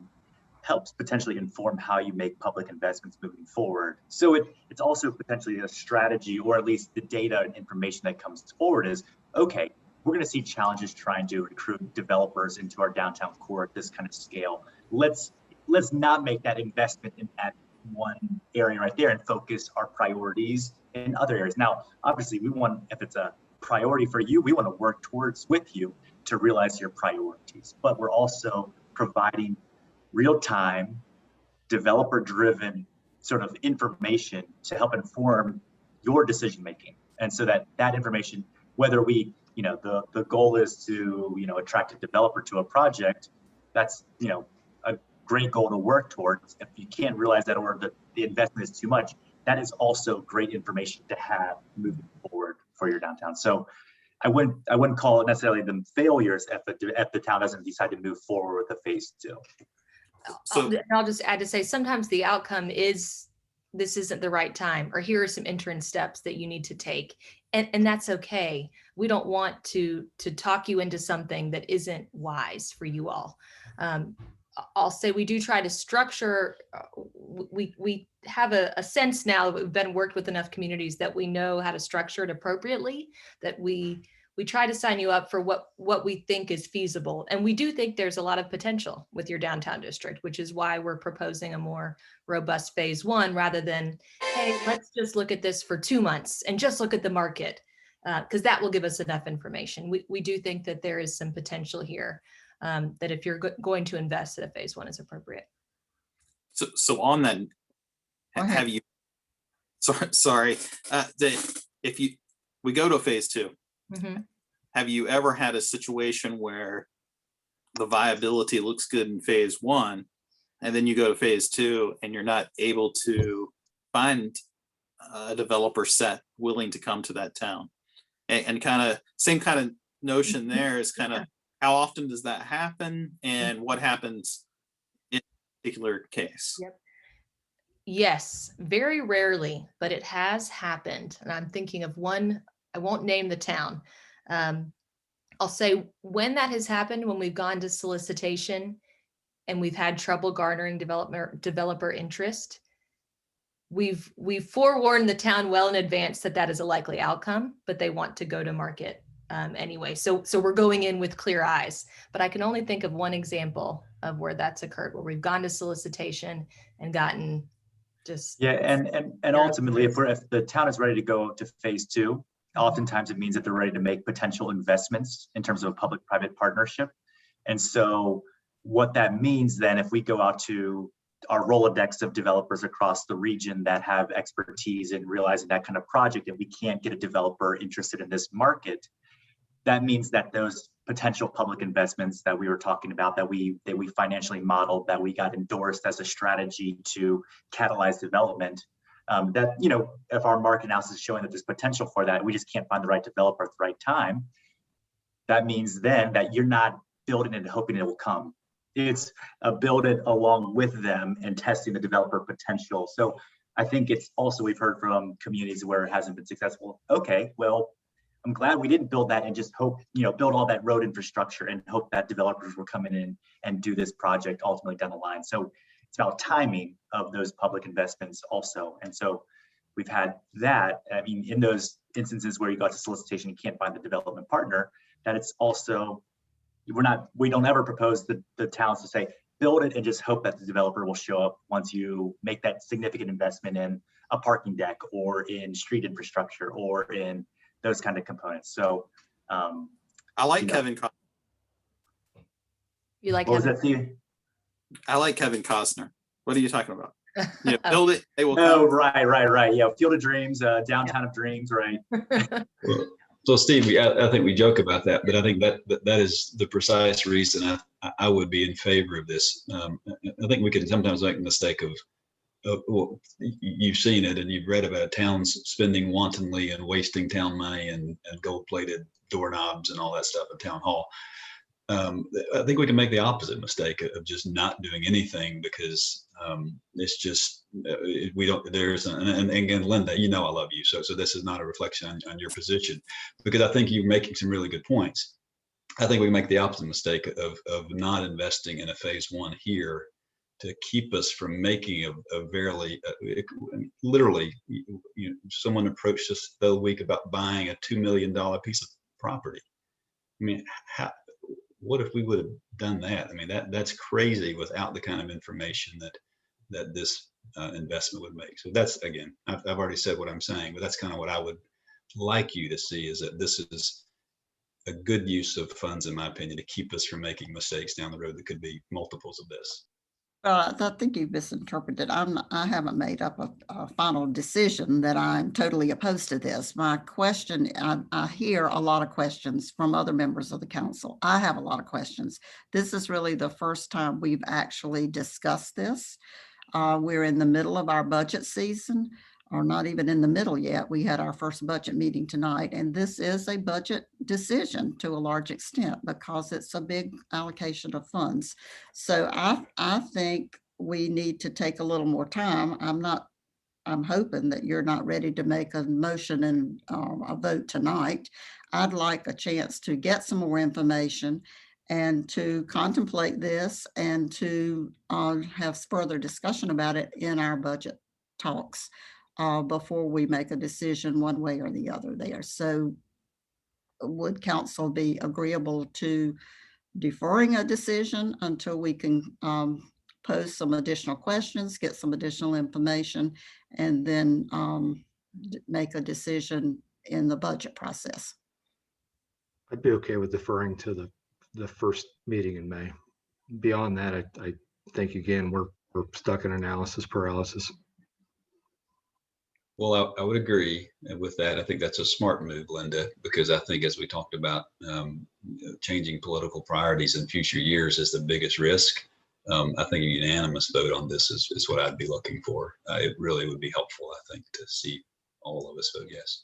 Well, and I think there's no doubt we're going to have some change politically in this next election. So I think that's a big consideration. Are we committing future councils to something they may not support? Because you see what happened with the Unified Development Ordinance and the comprehensive plan that we had adopted by a previous council. And once we started implementing that, we got huge backlash from our public. So I just don't want to have a repeat of that kind of process. So I think I'm hearing that we're okay to discuss this further, to get some additional information, and then to possibly make a decision at our next budget meeting. So is that what John said, or the first meeting in May? First meeting in May. And to Linda's point, I think the more honest we are with our constituents and the more transparent we are that actually present the facts to the community, I think the less blowback we'll have. okay, so first meeting in May, we're going to revisit this. And I thank both of you for being with us tonight. I think you've given us a lot of good information. I'm sure you're going to get a whole list of questions to address in the between now and May. So we will try to post those hopefully and get them to Alex. And Alex, if you wouldn't mind passing those on so we can have some additional discussion about this. But thank you for being with us tonight. Thank you for having us. All right, we've got another big issue here to discuss about the Potter and Pleasant Plain intersection funding. So Alex, I'm going to turn this back over to you to bring us up to date on what's happening with that P3 project.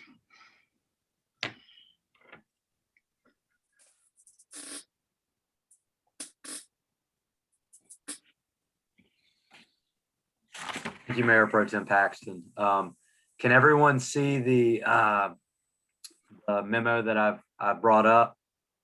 Yes, sir. Yes. So this is a detail-oriented project where the details matter, but I'm going to try to be concise. So feel free to jump in if you have any questions, concerns. Happy to kind of address any as needed. So back in 2014, the town entered into 2 agreements, and the main thrust of and purpose of those agreements, big picture, was to try to get improvements to the intersection of Potter Road and Pleasant Plains Road here in Stallings. They are state roads, and the town agreed to let the project be a locally administered project, which means we would be responsible for it, in charge, and kind of run the day-to-day. And at the same time, we would contribute some funds, and DOT would provide oversight and help us get some of the fundings that were required for it, including federal funds. At the same time, we entered into a second agreement with Union County from $1 a much smaller agreement that would have the county pay for some sewer utility work related to this area. So the original agreement with DOT, you can see here, the total to be reimbursed was about $2.425 million. And the total project, including the town's 20% share, was $400,000.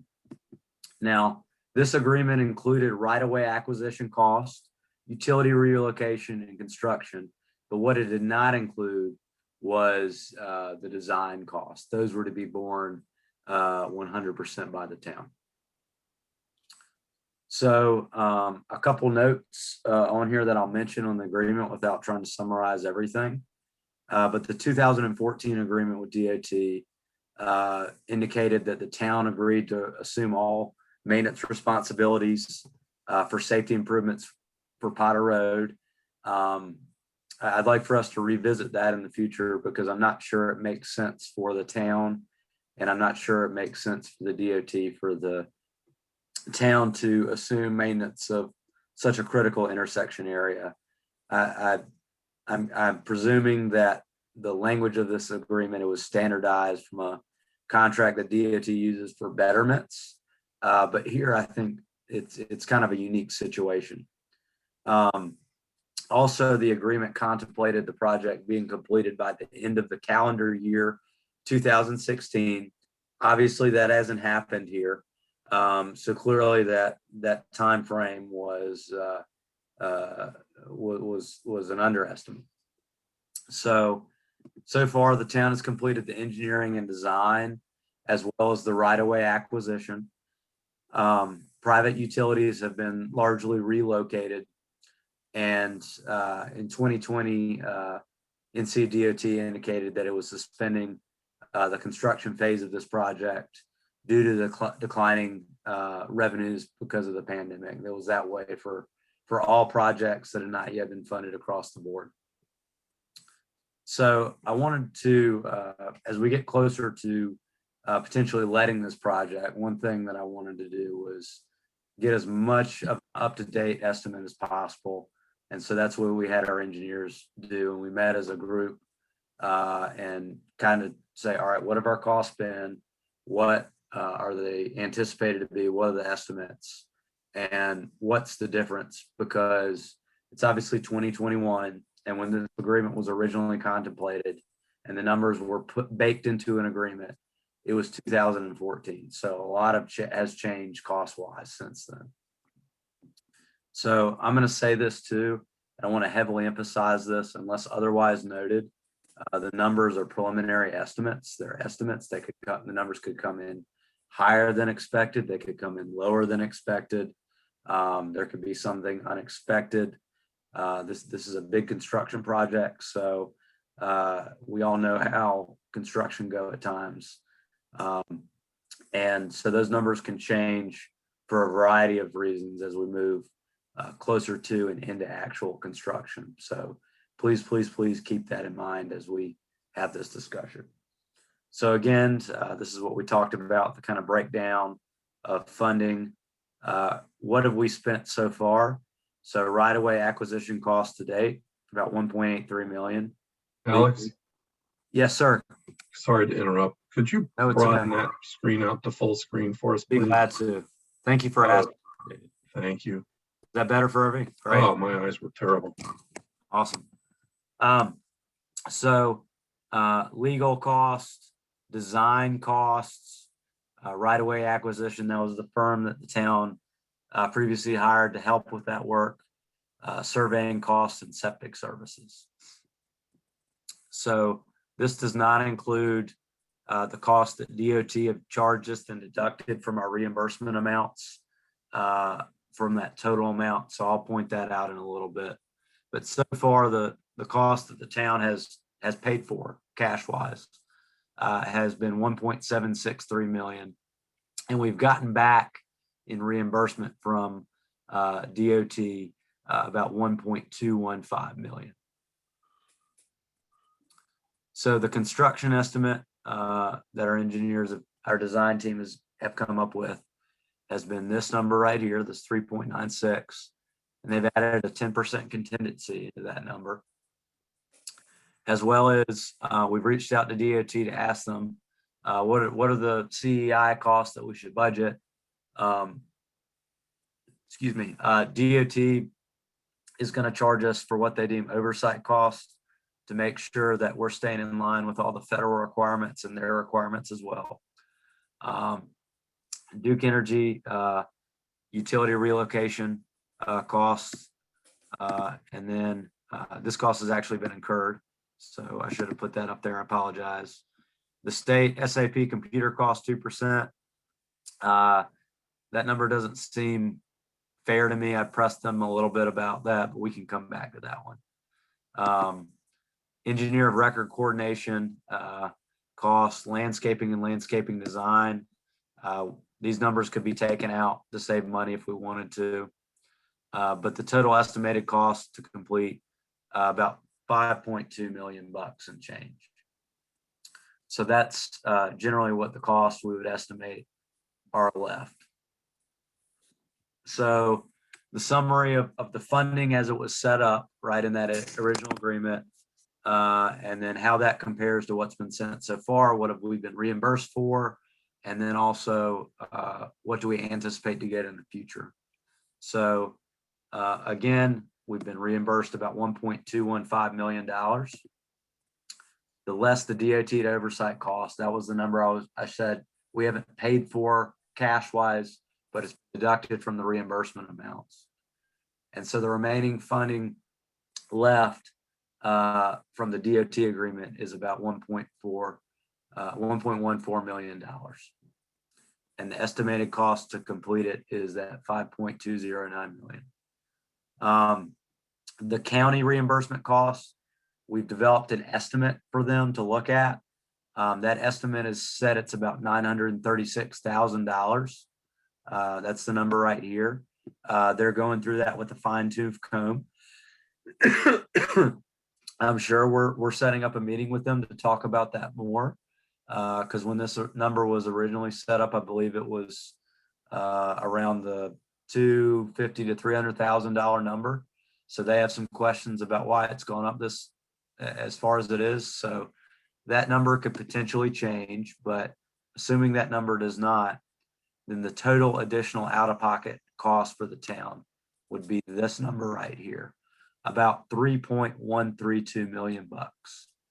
So that's a big change because obviously the town's original commitment from the construction side of things was about 400,000 bucks, not including design.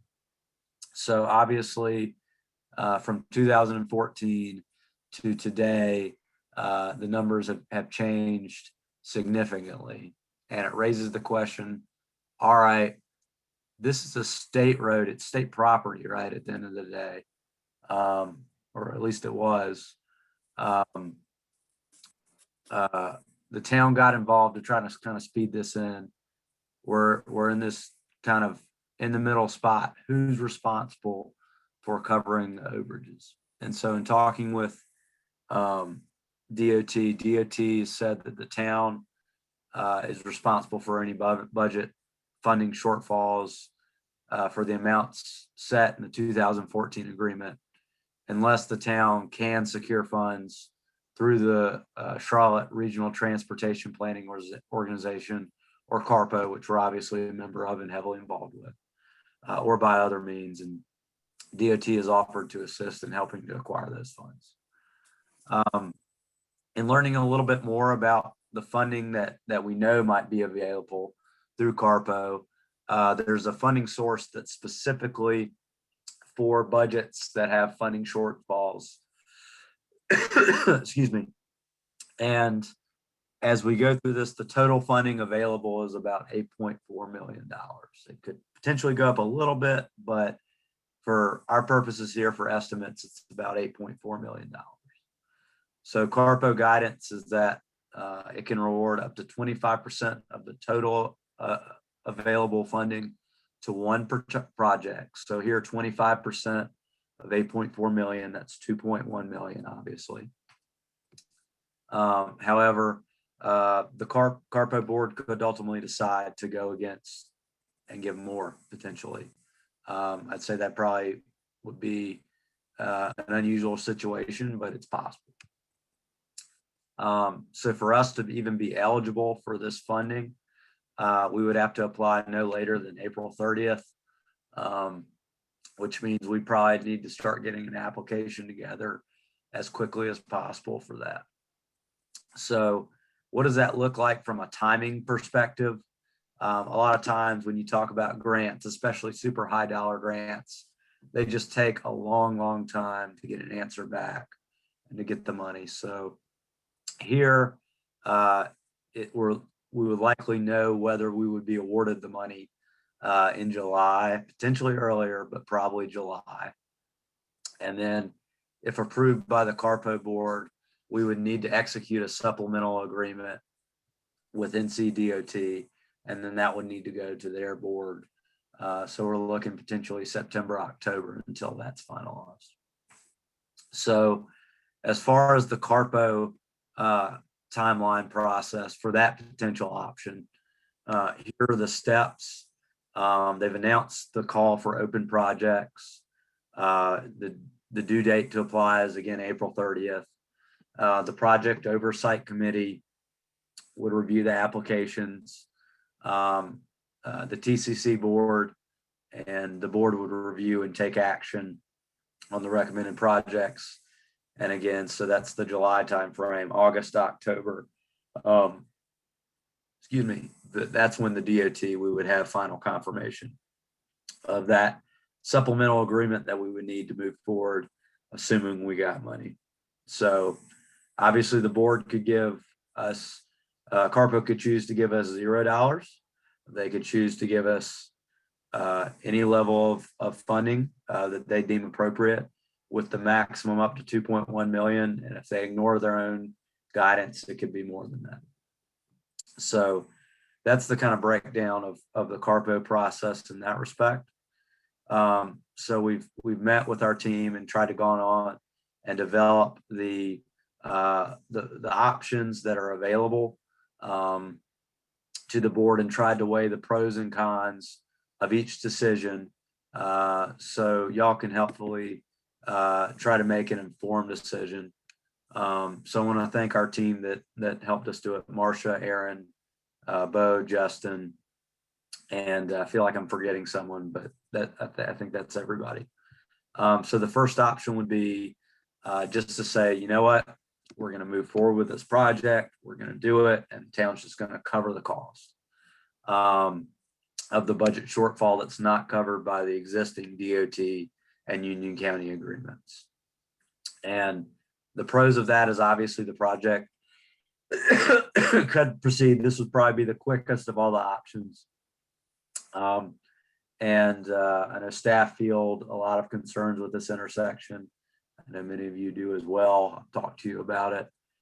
And then the cons would be we'd be spending the town's unassigned, the bulk of the town's unassigned fund balance reserves, which I believe from our last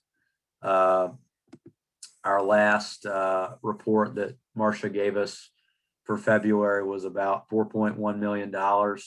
Marcia, is that about right? I want to make sure. Okay. Okay, great. Thank you. And then it would potentially take away available funding for town operations priorities, right? Local fundings could hinder efforts of those funds, whether it's downtown or greenways or economic development or other transportation projects, or, just even buying assets for town operations, police cars, things like that. And you could be spending town local funds when other non-local funds could be available. And again, these numbers are estimates. You know, we're not going to know what the actual numbers are going to be until we get bids back. So the town would be on the hook for covering costs other than what's budgeted still. So the second option here would be to direct staff to seek CARPO funding with the goal of fulfilling most of the budget funding shortfall, then move forward if sufficient funding is received.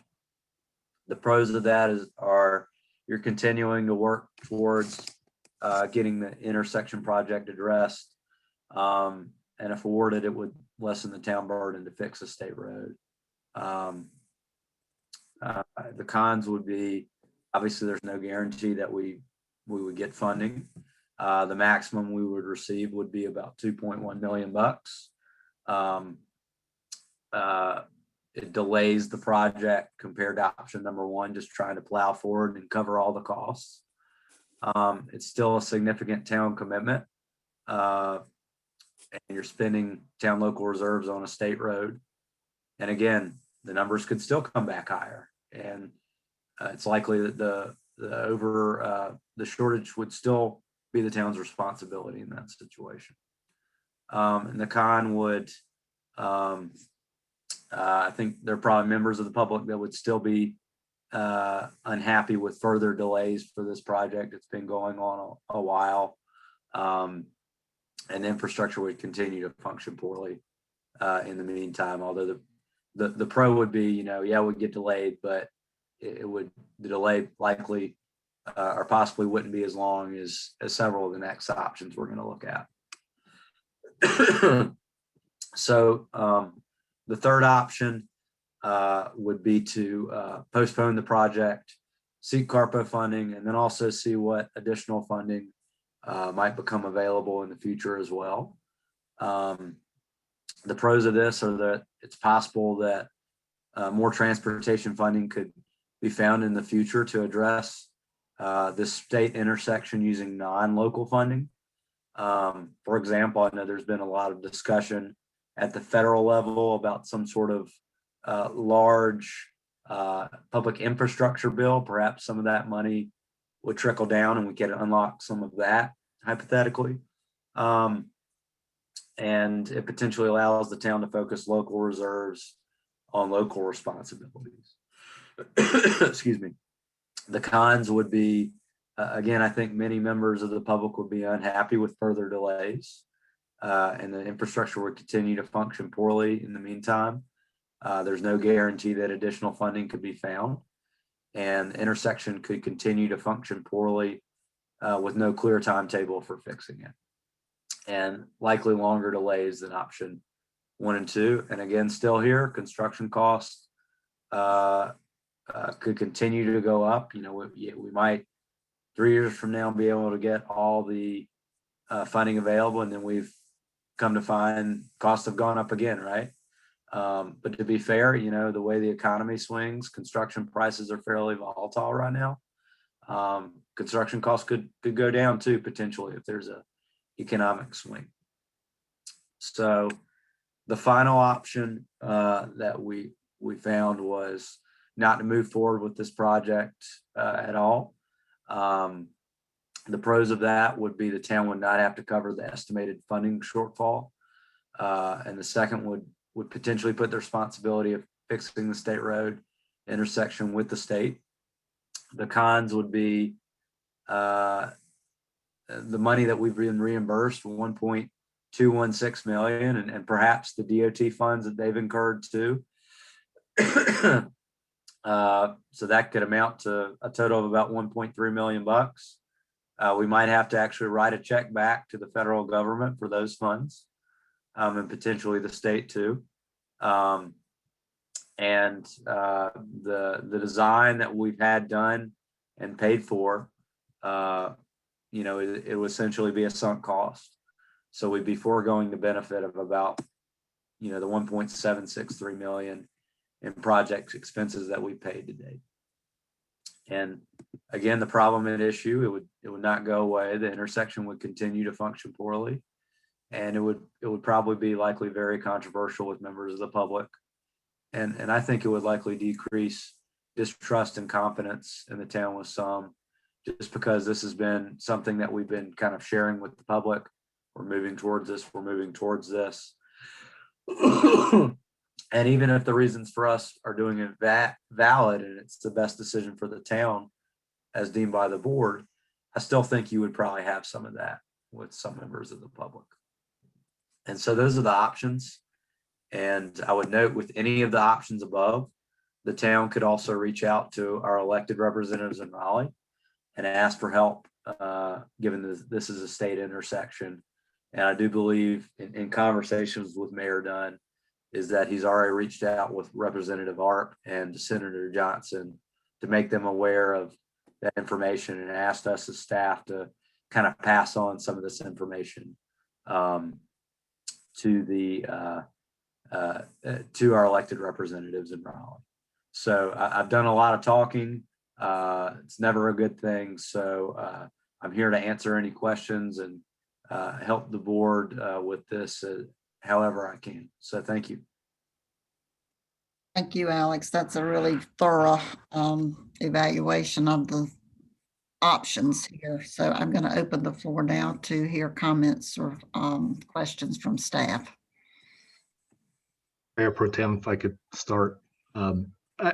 My initial thought is that we hit the pause button and try to reach out to the state and the feds to get this moving, because I have zero faith in CARPO in giving us any additional funds. And I really don't have much faith in NCDOT. So I can't in good faith commit to all the town's resources to building out a project that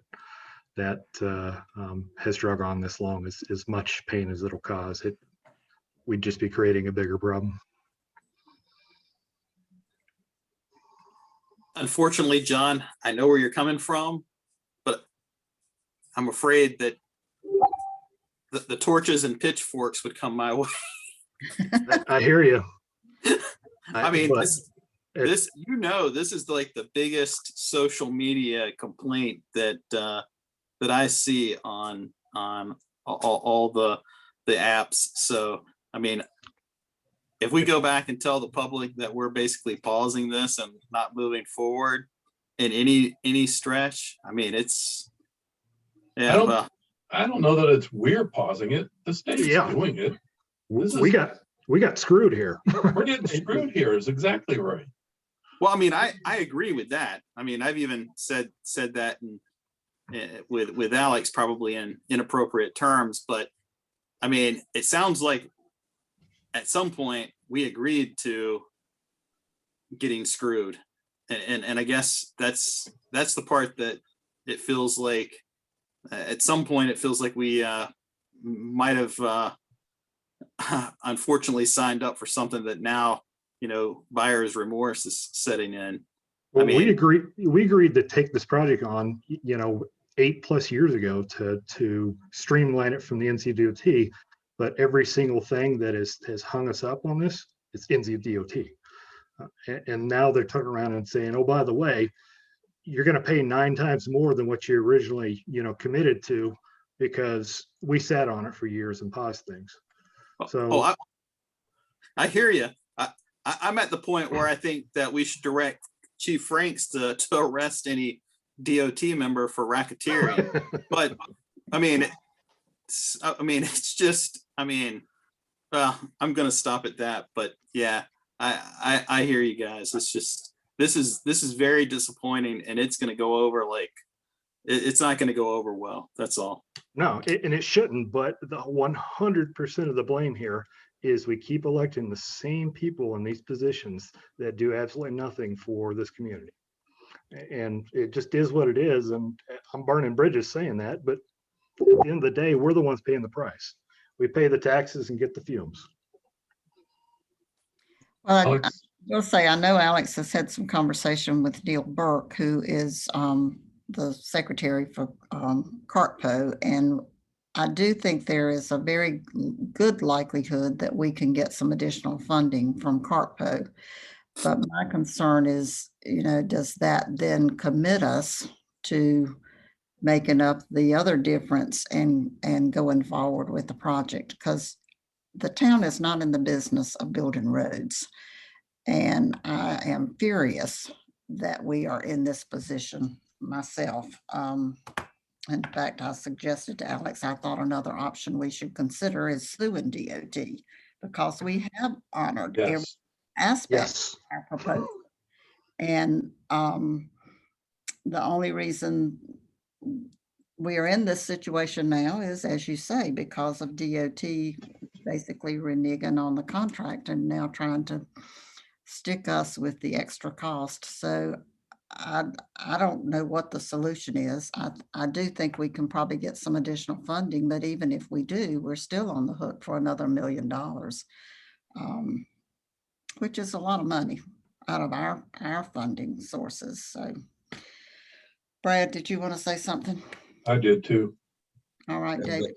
Go ahead, After David. Brad. Oh, Alex, this is first to you. I'm reading the memo from the top, and I was looking for a short, concise statement that sums up the reason we're in this boat.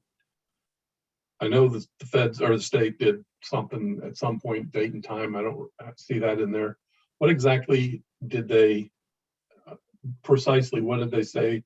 So when we do go out to the public to try to explain this,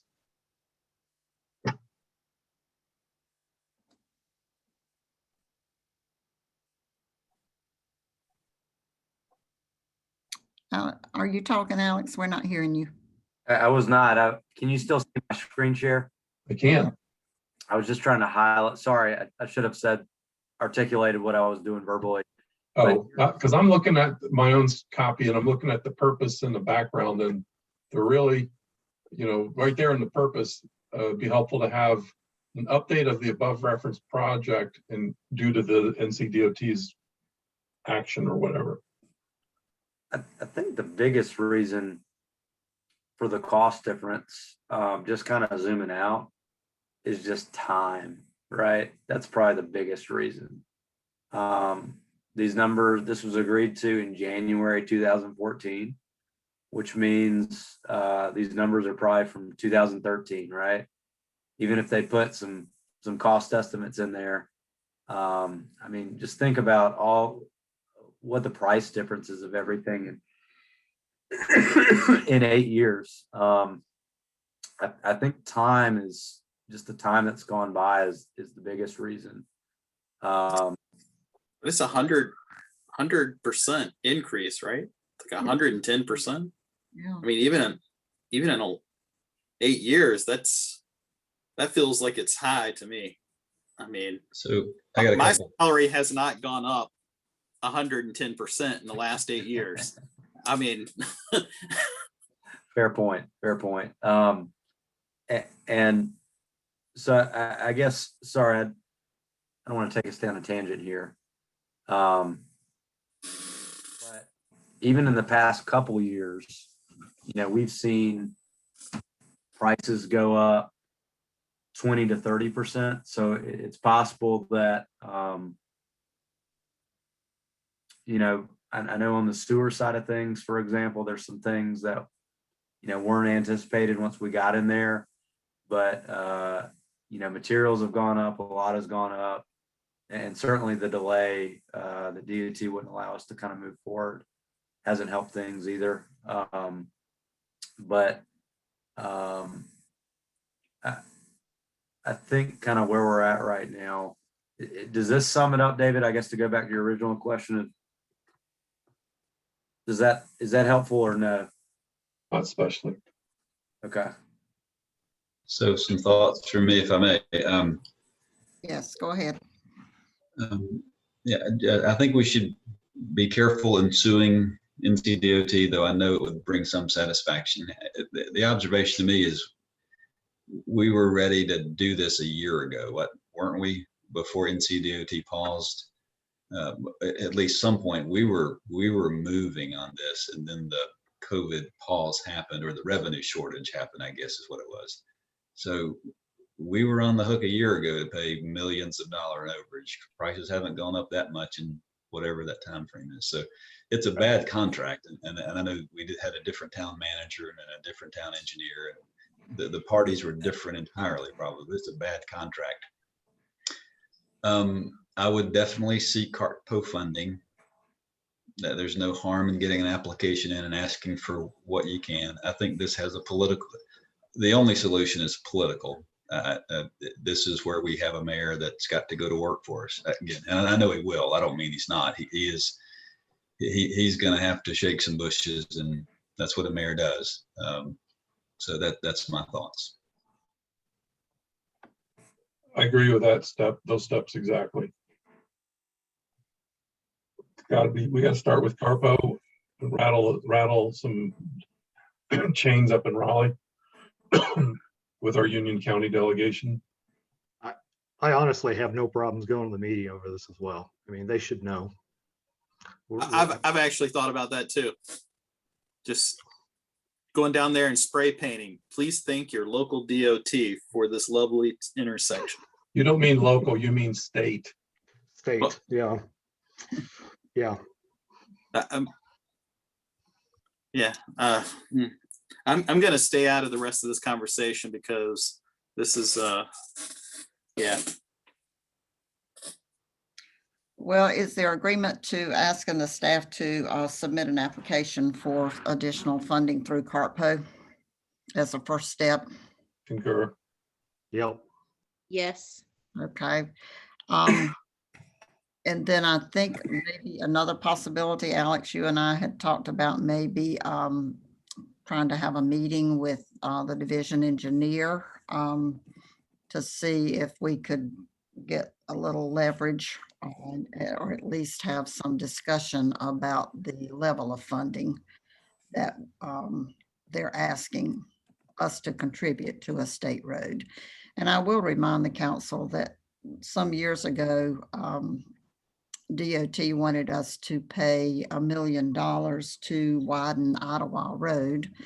And the town, it was a small stretch. It wasn't the expansive project that they're talking about now, but the council said that was too much money and we wouldn't do it. And it was only a short time until DOT decided they would widen Ottawa Road, and we had no contribution from the town. So I'm not sure that kind of process would be repeated, but again, this is a state road. It's not a town road, and the town is not ever supposed to have to build state roads. So, well, Alex, I think we've got one decision here. Is there something else you were looking for from the council tonight? And man, what I've got down here is staff will submit a CARTPO application for the budget funding shortfall and for this project. And then also I've got a note here that having myself and the mayor pro tem meet with DOT district engineer. And then I believe, as a side note, DOT is coming, is scheduled to come next meeting, actually. Let me double check. That would be a great place to waterboard them at. That would be a great place to get your neighbors, Stephen. Get your neighbors to public comment on this. Oh, I've already had social media. I've already given names, numbers, email addresses. He's going to be right here. He's going to be right here in our meeting. Get him, let him hear him live. Yeah. Yes. DOT is scheduled to be here for the Old Monroe Road project as well. So with the board's permission, I'd like to let the DOT know that we'd like to, the board would like to discuss the P3 project as well. Is that acceptable, y'all? Yes. Hey, Alex, I mean, some of the people have even started to ask whether or not they could sue DOT because of damages to their vehicle and expenses to their vehicle. So, I mean, it's getting to that level that we need to, I mean, because then based on this agreement and the wording in this agreement, could we be on the hook for that kind of damage if this road continues to be in disrepair? Since we've agreed to fix it through this contract? Melanie, any thoughts there? We don't, I mean, we don't own it now, so I don't see how liability can be placed on us. I don't know. I mean, short answer is I don't think so, but I haven't had time to really digest that. And that's probably fairly unlikely, even though people are mad about it. The other thing I think we might want to keep in mind as we're having to make this decision is that there is a lot of developable land around that intersection. And as we've asked for developers to make improvements to some other areas of town, when that develops, we could possibly have some additional funding from that source as well. But I don't know when that will happen. So, yeah, I mean, I don't know how many of you guys have actually been on this stretch of road. This road is falling apart. I mean, it's in bad shape. It's in bad shape. Councilmember Ayers, I concur. I might suggest our list of action items here is to talk to DOT and ask them to really come out here and try to do as much patched up work as they can to try to make it, you know, because some of those potholes out there, they're pretty big, and I think they need to do some work out there, even if it's just temporary, to try to make it better. That'd be my thinking. Is that okay? Well, I mean, I've had that conversation with them, and what they've told me, I mean, I'm just relaying this to you. You can do that. Yeah. But what they've told me is that basically the road bed has gone into failure, and that you can come out there and, I mean, the guy actually told me, if I go out there and try to patch it, I'm gonna be out there next week because the road is literally falling apart, he said. I mean, the core of the road is started to fail. So, I mean, what are they gonna do? Let it turn to gravel and let us have a gravel road? Good golly, it's practically at that point now. I grew up driving on gravel, and gravel's better shape than what that road is. Yeah, we've got on one side, we've got 3-foot ditches where if you go off, I mean, it's going to destroy your car if you haven't been by there. I mean, it's a literally 3-foot drop off on one side coming from Wesley Chapel into across from the gas station. It's literally falling apart.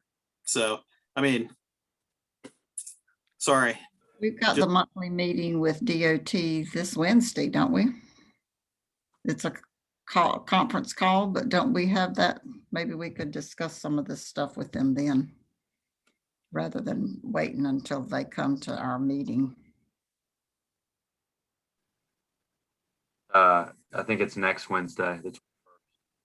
Oh, it would be, yeah, but still, that's sooner than our next meeting that we were talking about. Which Okay. day is NC3T coming? Just to clarify, is it the 26th? Yes, sir. That they were scheduled to come on the 26th for the Old Monroe Road project to talk about that intersection design. So in that and a couple, I think. What's that? So they aren't really coming. They're just going to be on Zoom. So they won't have the chance to drive it themselves. But I guess here's the concern. We're going to have what is already a very controversial project vote that night. And now we're going to have an NCDOT love session that night, love session. It's not going to be a very productive meeting if the community is as fired up about it as I think they are. Well, that's kind of why I'm thinking that we should probably have a pre-meeting with DOT before trying to do it in a public meeting.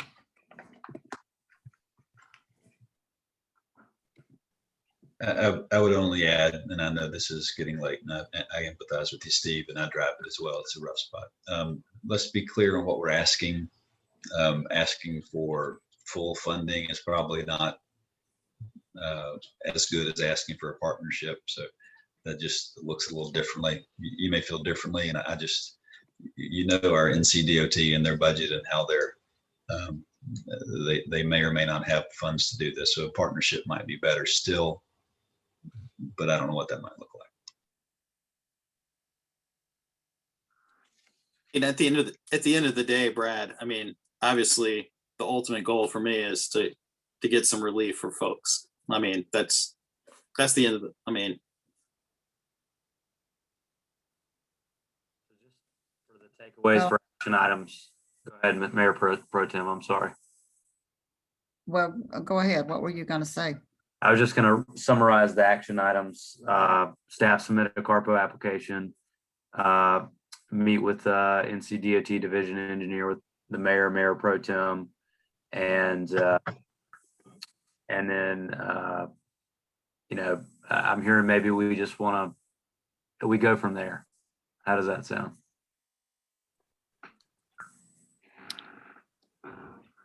I think it sounds like a good first step, and then Well- let's see what we can do. What was that first bullet item? Staff submit the CARPO grant application. Okay, gotcha. Thanks, man. You're welcome. And then they're scheduled to be here on the 26th. So if we want to engage them then, but yeah, I think those are the two key ones, and we can work on getting this set up if the board's good with that. Initially, if the board had committed to one of these options, my thinking was to develop a script of public communication, go out to the public. The board members could use, just so everybody's sharing the same information. However, it sounds like there's still some loose ends that we kind of need to wrap up. Is that fair to say, y'all? Would you agree with that statement?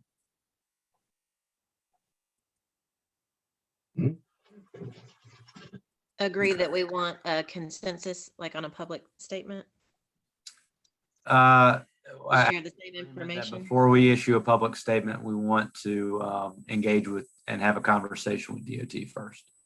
Okay. Is that fair? Would you, because I guess we're going to have questions, right, from the public about this. What's the project status, things like that, just thinking out loud here. And perhaps we do need to, Aaron, what are your thoughts here? She's got a PR background. Well, I think we need to get some clear response from DOT first. I don't think we should, I don't want to give misinformation or half information, because then that just fuels assumptions. So I think getting accurate information and actual answers would be the first way to go. I buy that. Okay, thank you. Okay, well, it sounds like from a staff level, we've got direction about how to move forward, and it's late, so I don't want to keep everybody. Okay, well, let's move on then to the next item on the agenda, which is the resurfacing contract with Indian Trail. So Alex, you want to explain what you're asking for there? Glad to do it.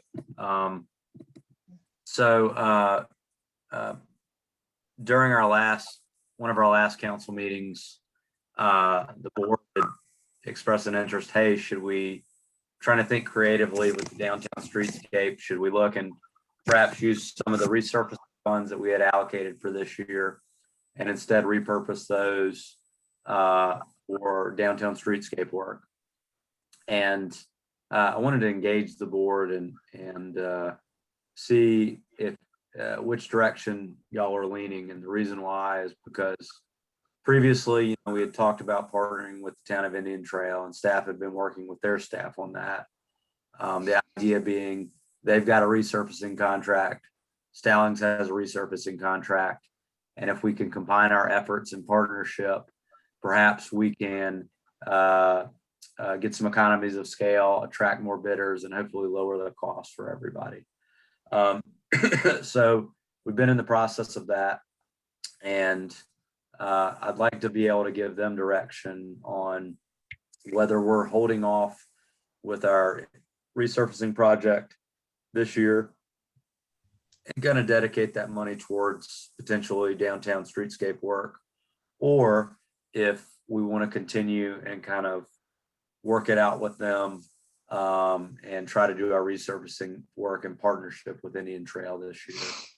And the reason I'm asking for some direction on that is because I just want to be a good partner with Indian Trail, so that if we are not going to do our resurfacing work this year, we can let them know so they can pursue their own resurfacing work individually. So that's the kind of the thinking and the reason I'm engaging the board in this conversation. So. And I'll open the floor for any comments. With Indian Trail, and let's resurface the roads. I mean, social media, we just talked about it with Potter Pleasant Plains. Social media in the community is up in arms over the state of the roads. I mean, I blew a $300 tire on Saturday myself. So yeah.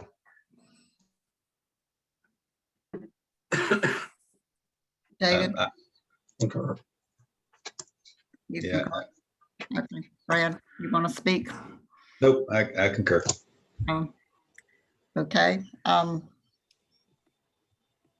Well, this was a discussion and possible action, so I'm hearing a pretty good consensus. Anybody opposed to that? All right, well, let's go ahead and do a formal motion to direct staff to work with Indian Trail on a joint contract. And Mayor Pro Tem, we're actually, I've got an interlocal agreement to bring back to y'all probably next meeting. So that'll formalize it too. Motion sounds great too, but just wanted to mention that as well. Okay, well, if you're going to do that next meeting, let's don't do the motion. We'll just go with the consensus we have. Thank you. Because we are running very late. And we do have item 7A, which we added to the agenda about the planning board appointments. Open the floor for any discussion about that. Aaron, did you want to clarify exactly what the situation is and who's involved? Sure. So as I sent you in the email, we have 2 planning board members whose terms are up. And we just wanted to either, get them appointed or not, so that we knew what the vacancy would be for their next April meeting. It's Mr. Alan Taylor and Mr. Bob Kohler. Both of their terms are up. If you choose to reappoint them, the traditional terms for the planning board are for 3 years, which means their new term would expire in 2024 if you so choose. If the board does not want to appoint anyone to those positions right now, that would create 2 vacancies. In the case of the planning board, they have 2 alternates. So if there are vacancies, the alternates then slip into the vacancies, and then your vacancies become the alternate positions. So I just wanted you to be aware of the situation should you choose not to reappoint these 2 gentlemen tonight. And the 2 alternates are Shauna Steele, and who is the other one? Her name is Laura. I'm going to butcher her last name. Yes, that one. Okay. But Shauna is Miss Steele is the first alternate, and Miss Laura is the second alternate. But in this case, there would be 2 vacancies anyway, so they would both slide into those positions. Well, and I always feel like when we have positions, because this is the board that most people are interested in serving on, that we should probably open it for applicants. So I was going to propose that if we had things for the planning board to review, that we let the alternates serve in kind of an interim role until we could review applicants and make appointments in the future. But David, you wanted to say something? I was just ready to make a motion to reappoint these 2 gentlemen. I'm sorry, if I may also, I'm sorry, I left this out. We do not have any applications at this time, just FYI. Can I add something as well? Yes. The planning board also serves as the Board of Adjustments. So there are 2 hearings that started and still need to finish. One being the right appeal and the other one, the EPCON appeal. Ms. Steele has been seated in the right appeal as a member, because I think another member was missing. John, is that right? Yep, that's my recollection. I just don't want to mess Yes, up Aaron, the work we've done thus far. I'm still a little bit confused on the procedure. If we don't reappoint the 2, and does that mean that Shauna and the other candidate or alternates automatically move to those seats? That's why they're alternates, right? That's That correct, opens up- because that would be a vacancy on a current term, and those alternates automatically fulfill those vacancies on current terms. Like And then current. I thought we the don't- term had expired, so I'm confused about, is it a full term Yes. they're inheriting? They would inherit a full term, that's correct, because the full term has started now. Mr. Kohler and Mr. Taylor's terms expired March 31st. So technically a new term has already started, because terms don't go with people, they go with positions. But technically those terms began April 1st and then would run into the new March 2024. So if we reappoint them, are they going to, these 2, since they're already off, are they going to be? Well, they're not alternates? technically off. They haven't met since the 31st. Okay, so the meeting itself causes that vacancy. Correct. Yes. Gotcha. So Aaron, has anybody if checked with them? Do they want to be reappointed? Because I think in the past we've had people reapply, or at least send a letter that they wanted to be reappointed. Correct. Yes, ma'am. Lynn and I have both reached out to these gentlemen. We haven't heard back from them today. Lynn does not know of any reason they do not want to continue to serve. But in this case, we just wanted to make sure the board took some action so the planning board or Board of Adjustments would not be in limbo for their upcoming meetings. If I could potentially suggest an interim step here, because I know both of those individuals. I've worked with them, and Dave, I think you have as well. Yeah, I'm the liaison with the planning board. I recommend both of them. Yeah, I don't want to lose their skill set, but at the same point in time, I want to be fair to other residents. So I would propose, or at least pitch this to the council, have them fill the seat on an interim basis until the first meeting in May, and then we can ensure that they are still interested in serving those positions and take actions from there. Is that even allowed? I don't know. It's my understanding, and I'll obviously defer to Ms. Cox, that the board can set whatever terms it wishes for its boards and committees, but Ms. Cox, I'll defer to you. I agree. I mean, you can remove people and add people when you want. It doesn't have to correspond to a particular term. Now, your rules might suggest you wait for applicants or have other processes, but as the town council, you're allowed to remove or add. John, I like your suggestion of an interim. Well, that was kind of what I was thinking too, that we at least open it for applications, because there may be other people interested in serving.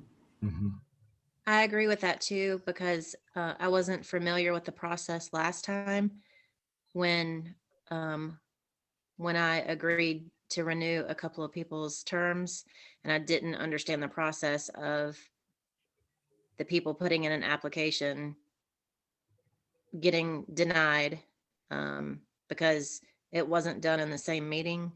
So I would like to not make that same mistake this time and give other people the opportunity to come on who have been waiting.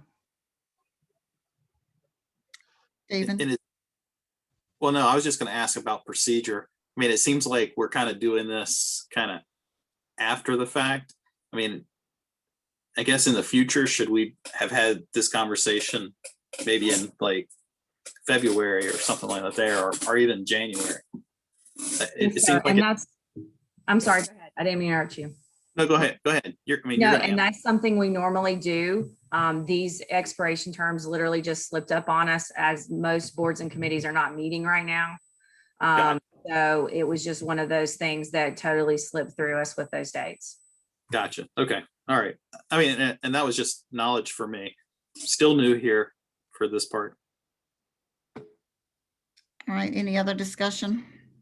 John, The you only want thing I might suggest is if the board is considering an interim term for these individuals, that you do it at a long enough time to allow for our application process, meaning our application process requires a background check, and it also requires that the applicant attend that board or committee meeting at least once prior to the council considering their application. So if you are considering an interim term, I might suggest several months just to allow for not only advertisement, but also allow for people to get in their application, for those background checks to be conducted, and for them to attend a meeting.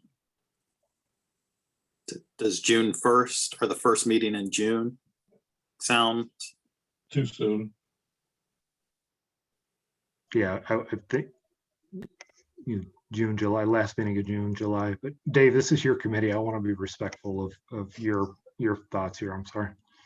It's not just my committee, but I am the liaison, and I would suggest, since Aaron brought that up, 6 months is reasonable. Then there's no rush. There's no pressure to get this done in summer months. May, well, we have a different schedule. They have a different schedule. And meeting virtually has really put every committee meeting in a more difficult time to get things done. So until we meet in person, 4 to 6 months, and since we're not meeting in person yet, and they're not, I think 6 months would be an interim 6 months? that I'd go with. 6 months would put it in October. Yeah, 5 months if we need to, but just that would give us plenty of time, no pressure, get it done. Why don't we do September? October just seems really far out, but Cooler maybe. Okay. all right, could I get a motion to that effect? John, go ahead. You started it. Just throw in September. I feel those bus tracks in my back. There's no bus. I can't remember what words you use. I would make it is late. I would make the motion to go ahead and reappoint the current board members or current planning board members whose terms have expired to an interim 6-month term to expire at the first meeting in September. First planning board meeting. First planning board meeting. And during that interim time, we will be accepting applications for those positions. All right, well stated. Is there a second? Second. All right. Roll call, Aaron. Yes, ma'am. District 1, Martin. Aye. District 2, Shoal. Aye. District 3, Paxton. Aye. District 4, Grooms. Aye. District 5, Ayers. Aye. District 6, Richardson. Aye. All right, thank you very much. We are now to a closed session, and this is for attorney-client privilege, and also I wanted to get instruction from the counsel to the agent on a real estate transaction, and I've forgotten the number for that. Can you remind me, Melanie? The first one is, so someone's making a motion to go in a closed session pursuant to North Carolina General Statute 143-318A 11A3, and Aaron is at A6. I believe real estate is 5. 5. Okay. And if you're inviting any other staff member in, that will also need to be stated. And I'd ask that we also invite Lynn Hare in. All right, I need a motion to that effect. So moved. And is there a Second. second? All right, Do we need a roll call vote on this to go into closed session? Aaron, we might need to be reminded how we're going to access the closed session. Is it a different number, or you're going to terminate all of us and then let us back in individually? We will actually leave this meeting, and you received an email today with a different link for the closed session. And if we need to come back into this meeting to actually close the regular meeting, we can do so. Did everyone receive that email? It had the same, it was high priority, and it was the same subject line that Ms. Cox sent out about the closed session. Got it. Mayor Pro Tem, given the subject of the closed meeting, I would suggest a roll call vote, just so we're dotting our i's and crossing our t's here. All right, and I'm going to need time to go to my email because I did not get that link, but roll call vote for the closed session. We had a motion and a second, so. District 1, Martin. Aye. District 2, Shoal. Aye. District 3, Paxton. Aye. District 4, Grooms. Aye. District 5, Ayers. Aye. District 6, Richardson.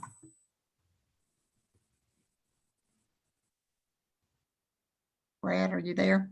Oh, I'm sorry. I said aye, though I realize my eye doesn't matter when I'm number 6, but that's good. Okay, so I will, just so everyone knows, I will end this meeting. We will reopen in the link for the closed session. All right. Thank you.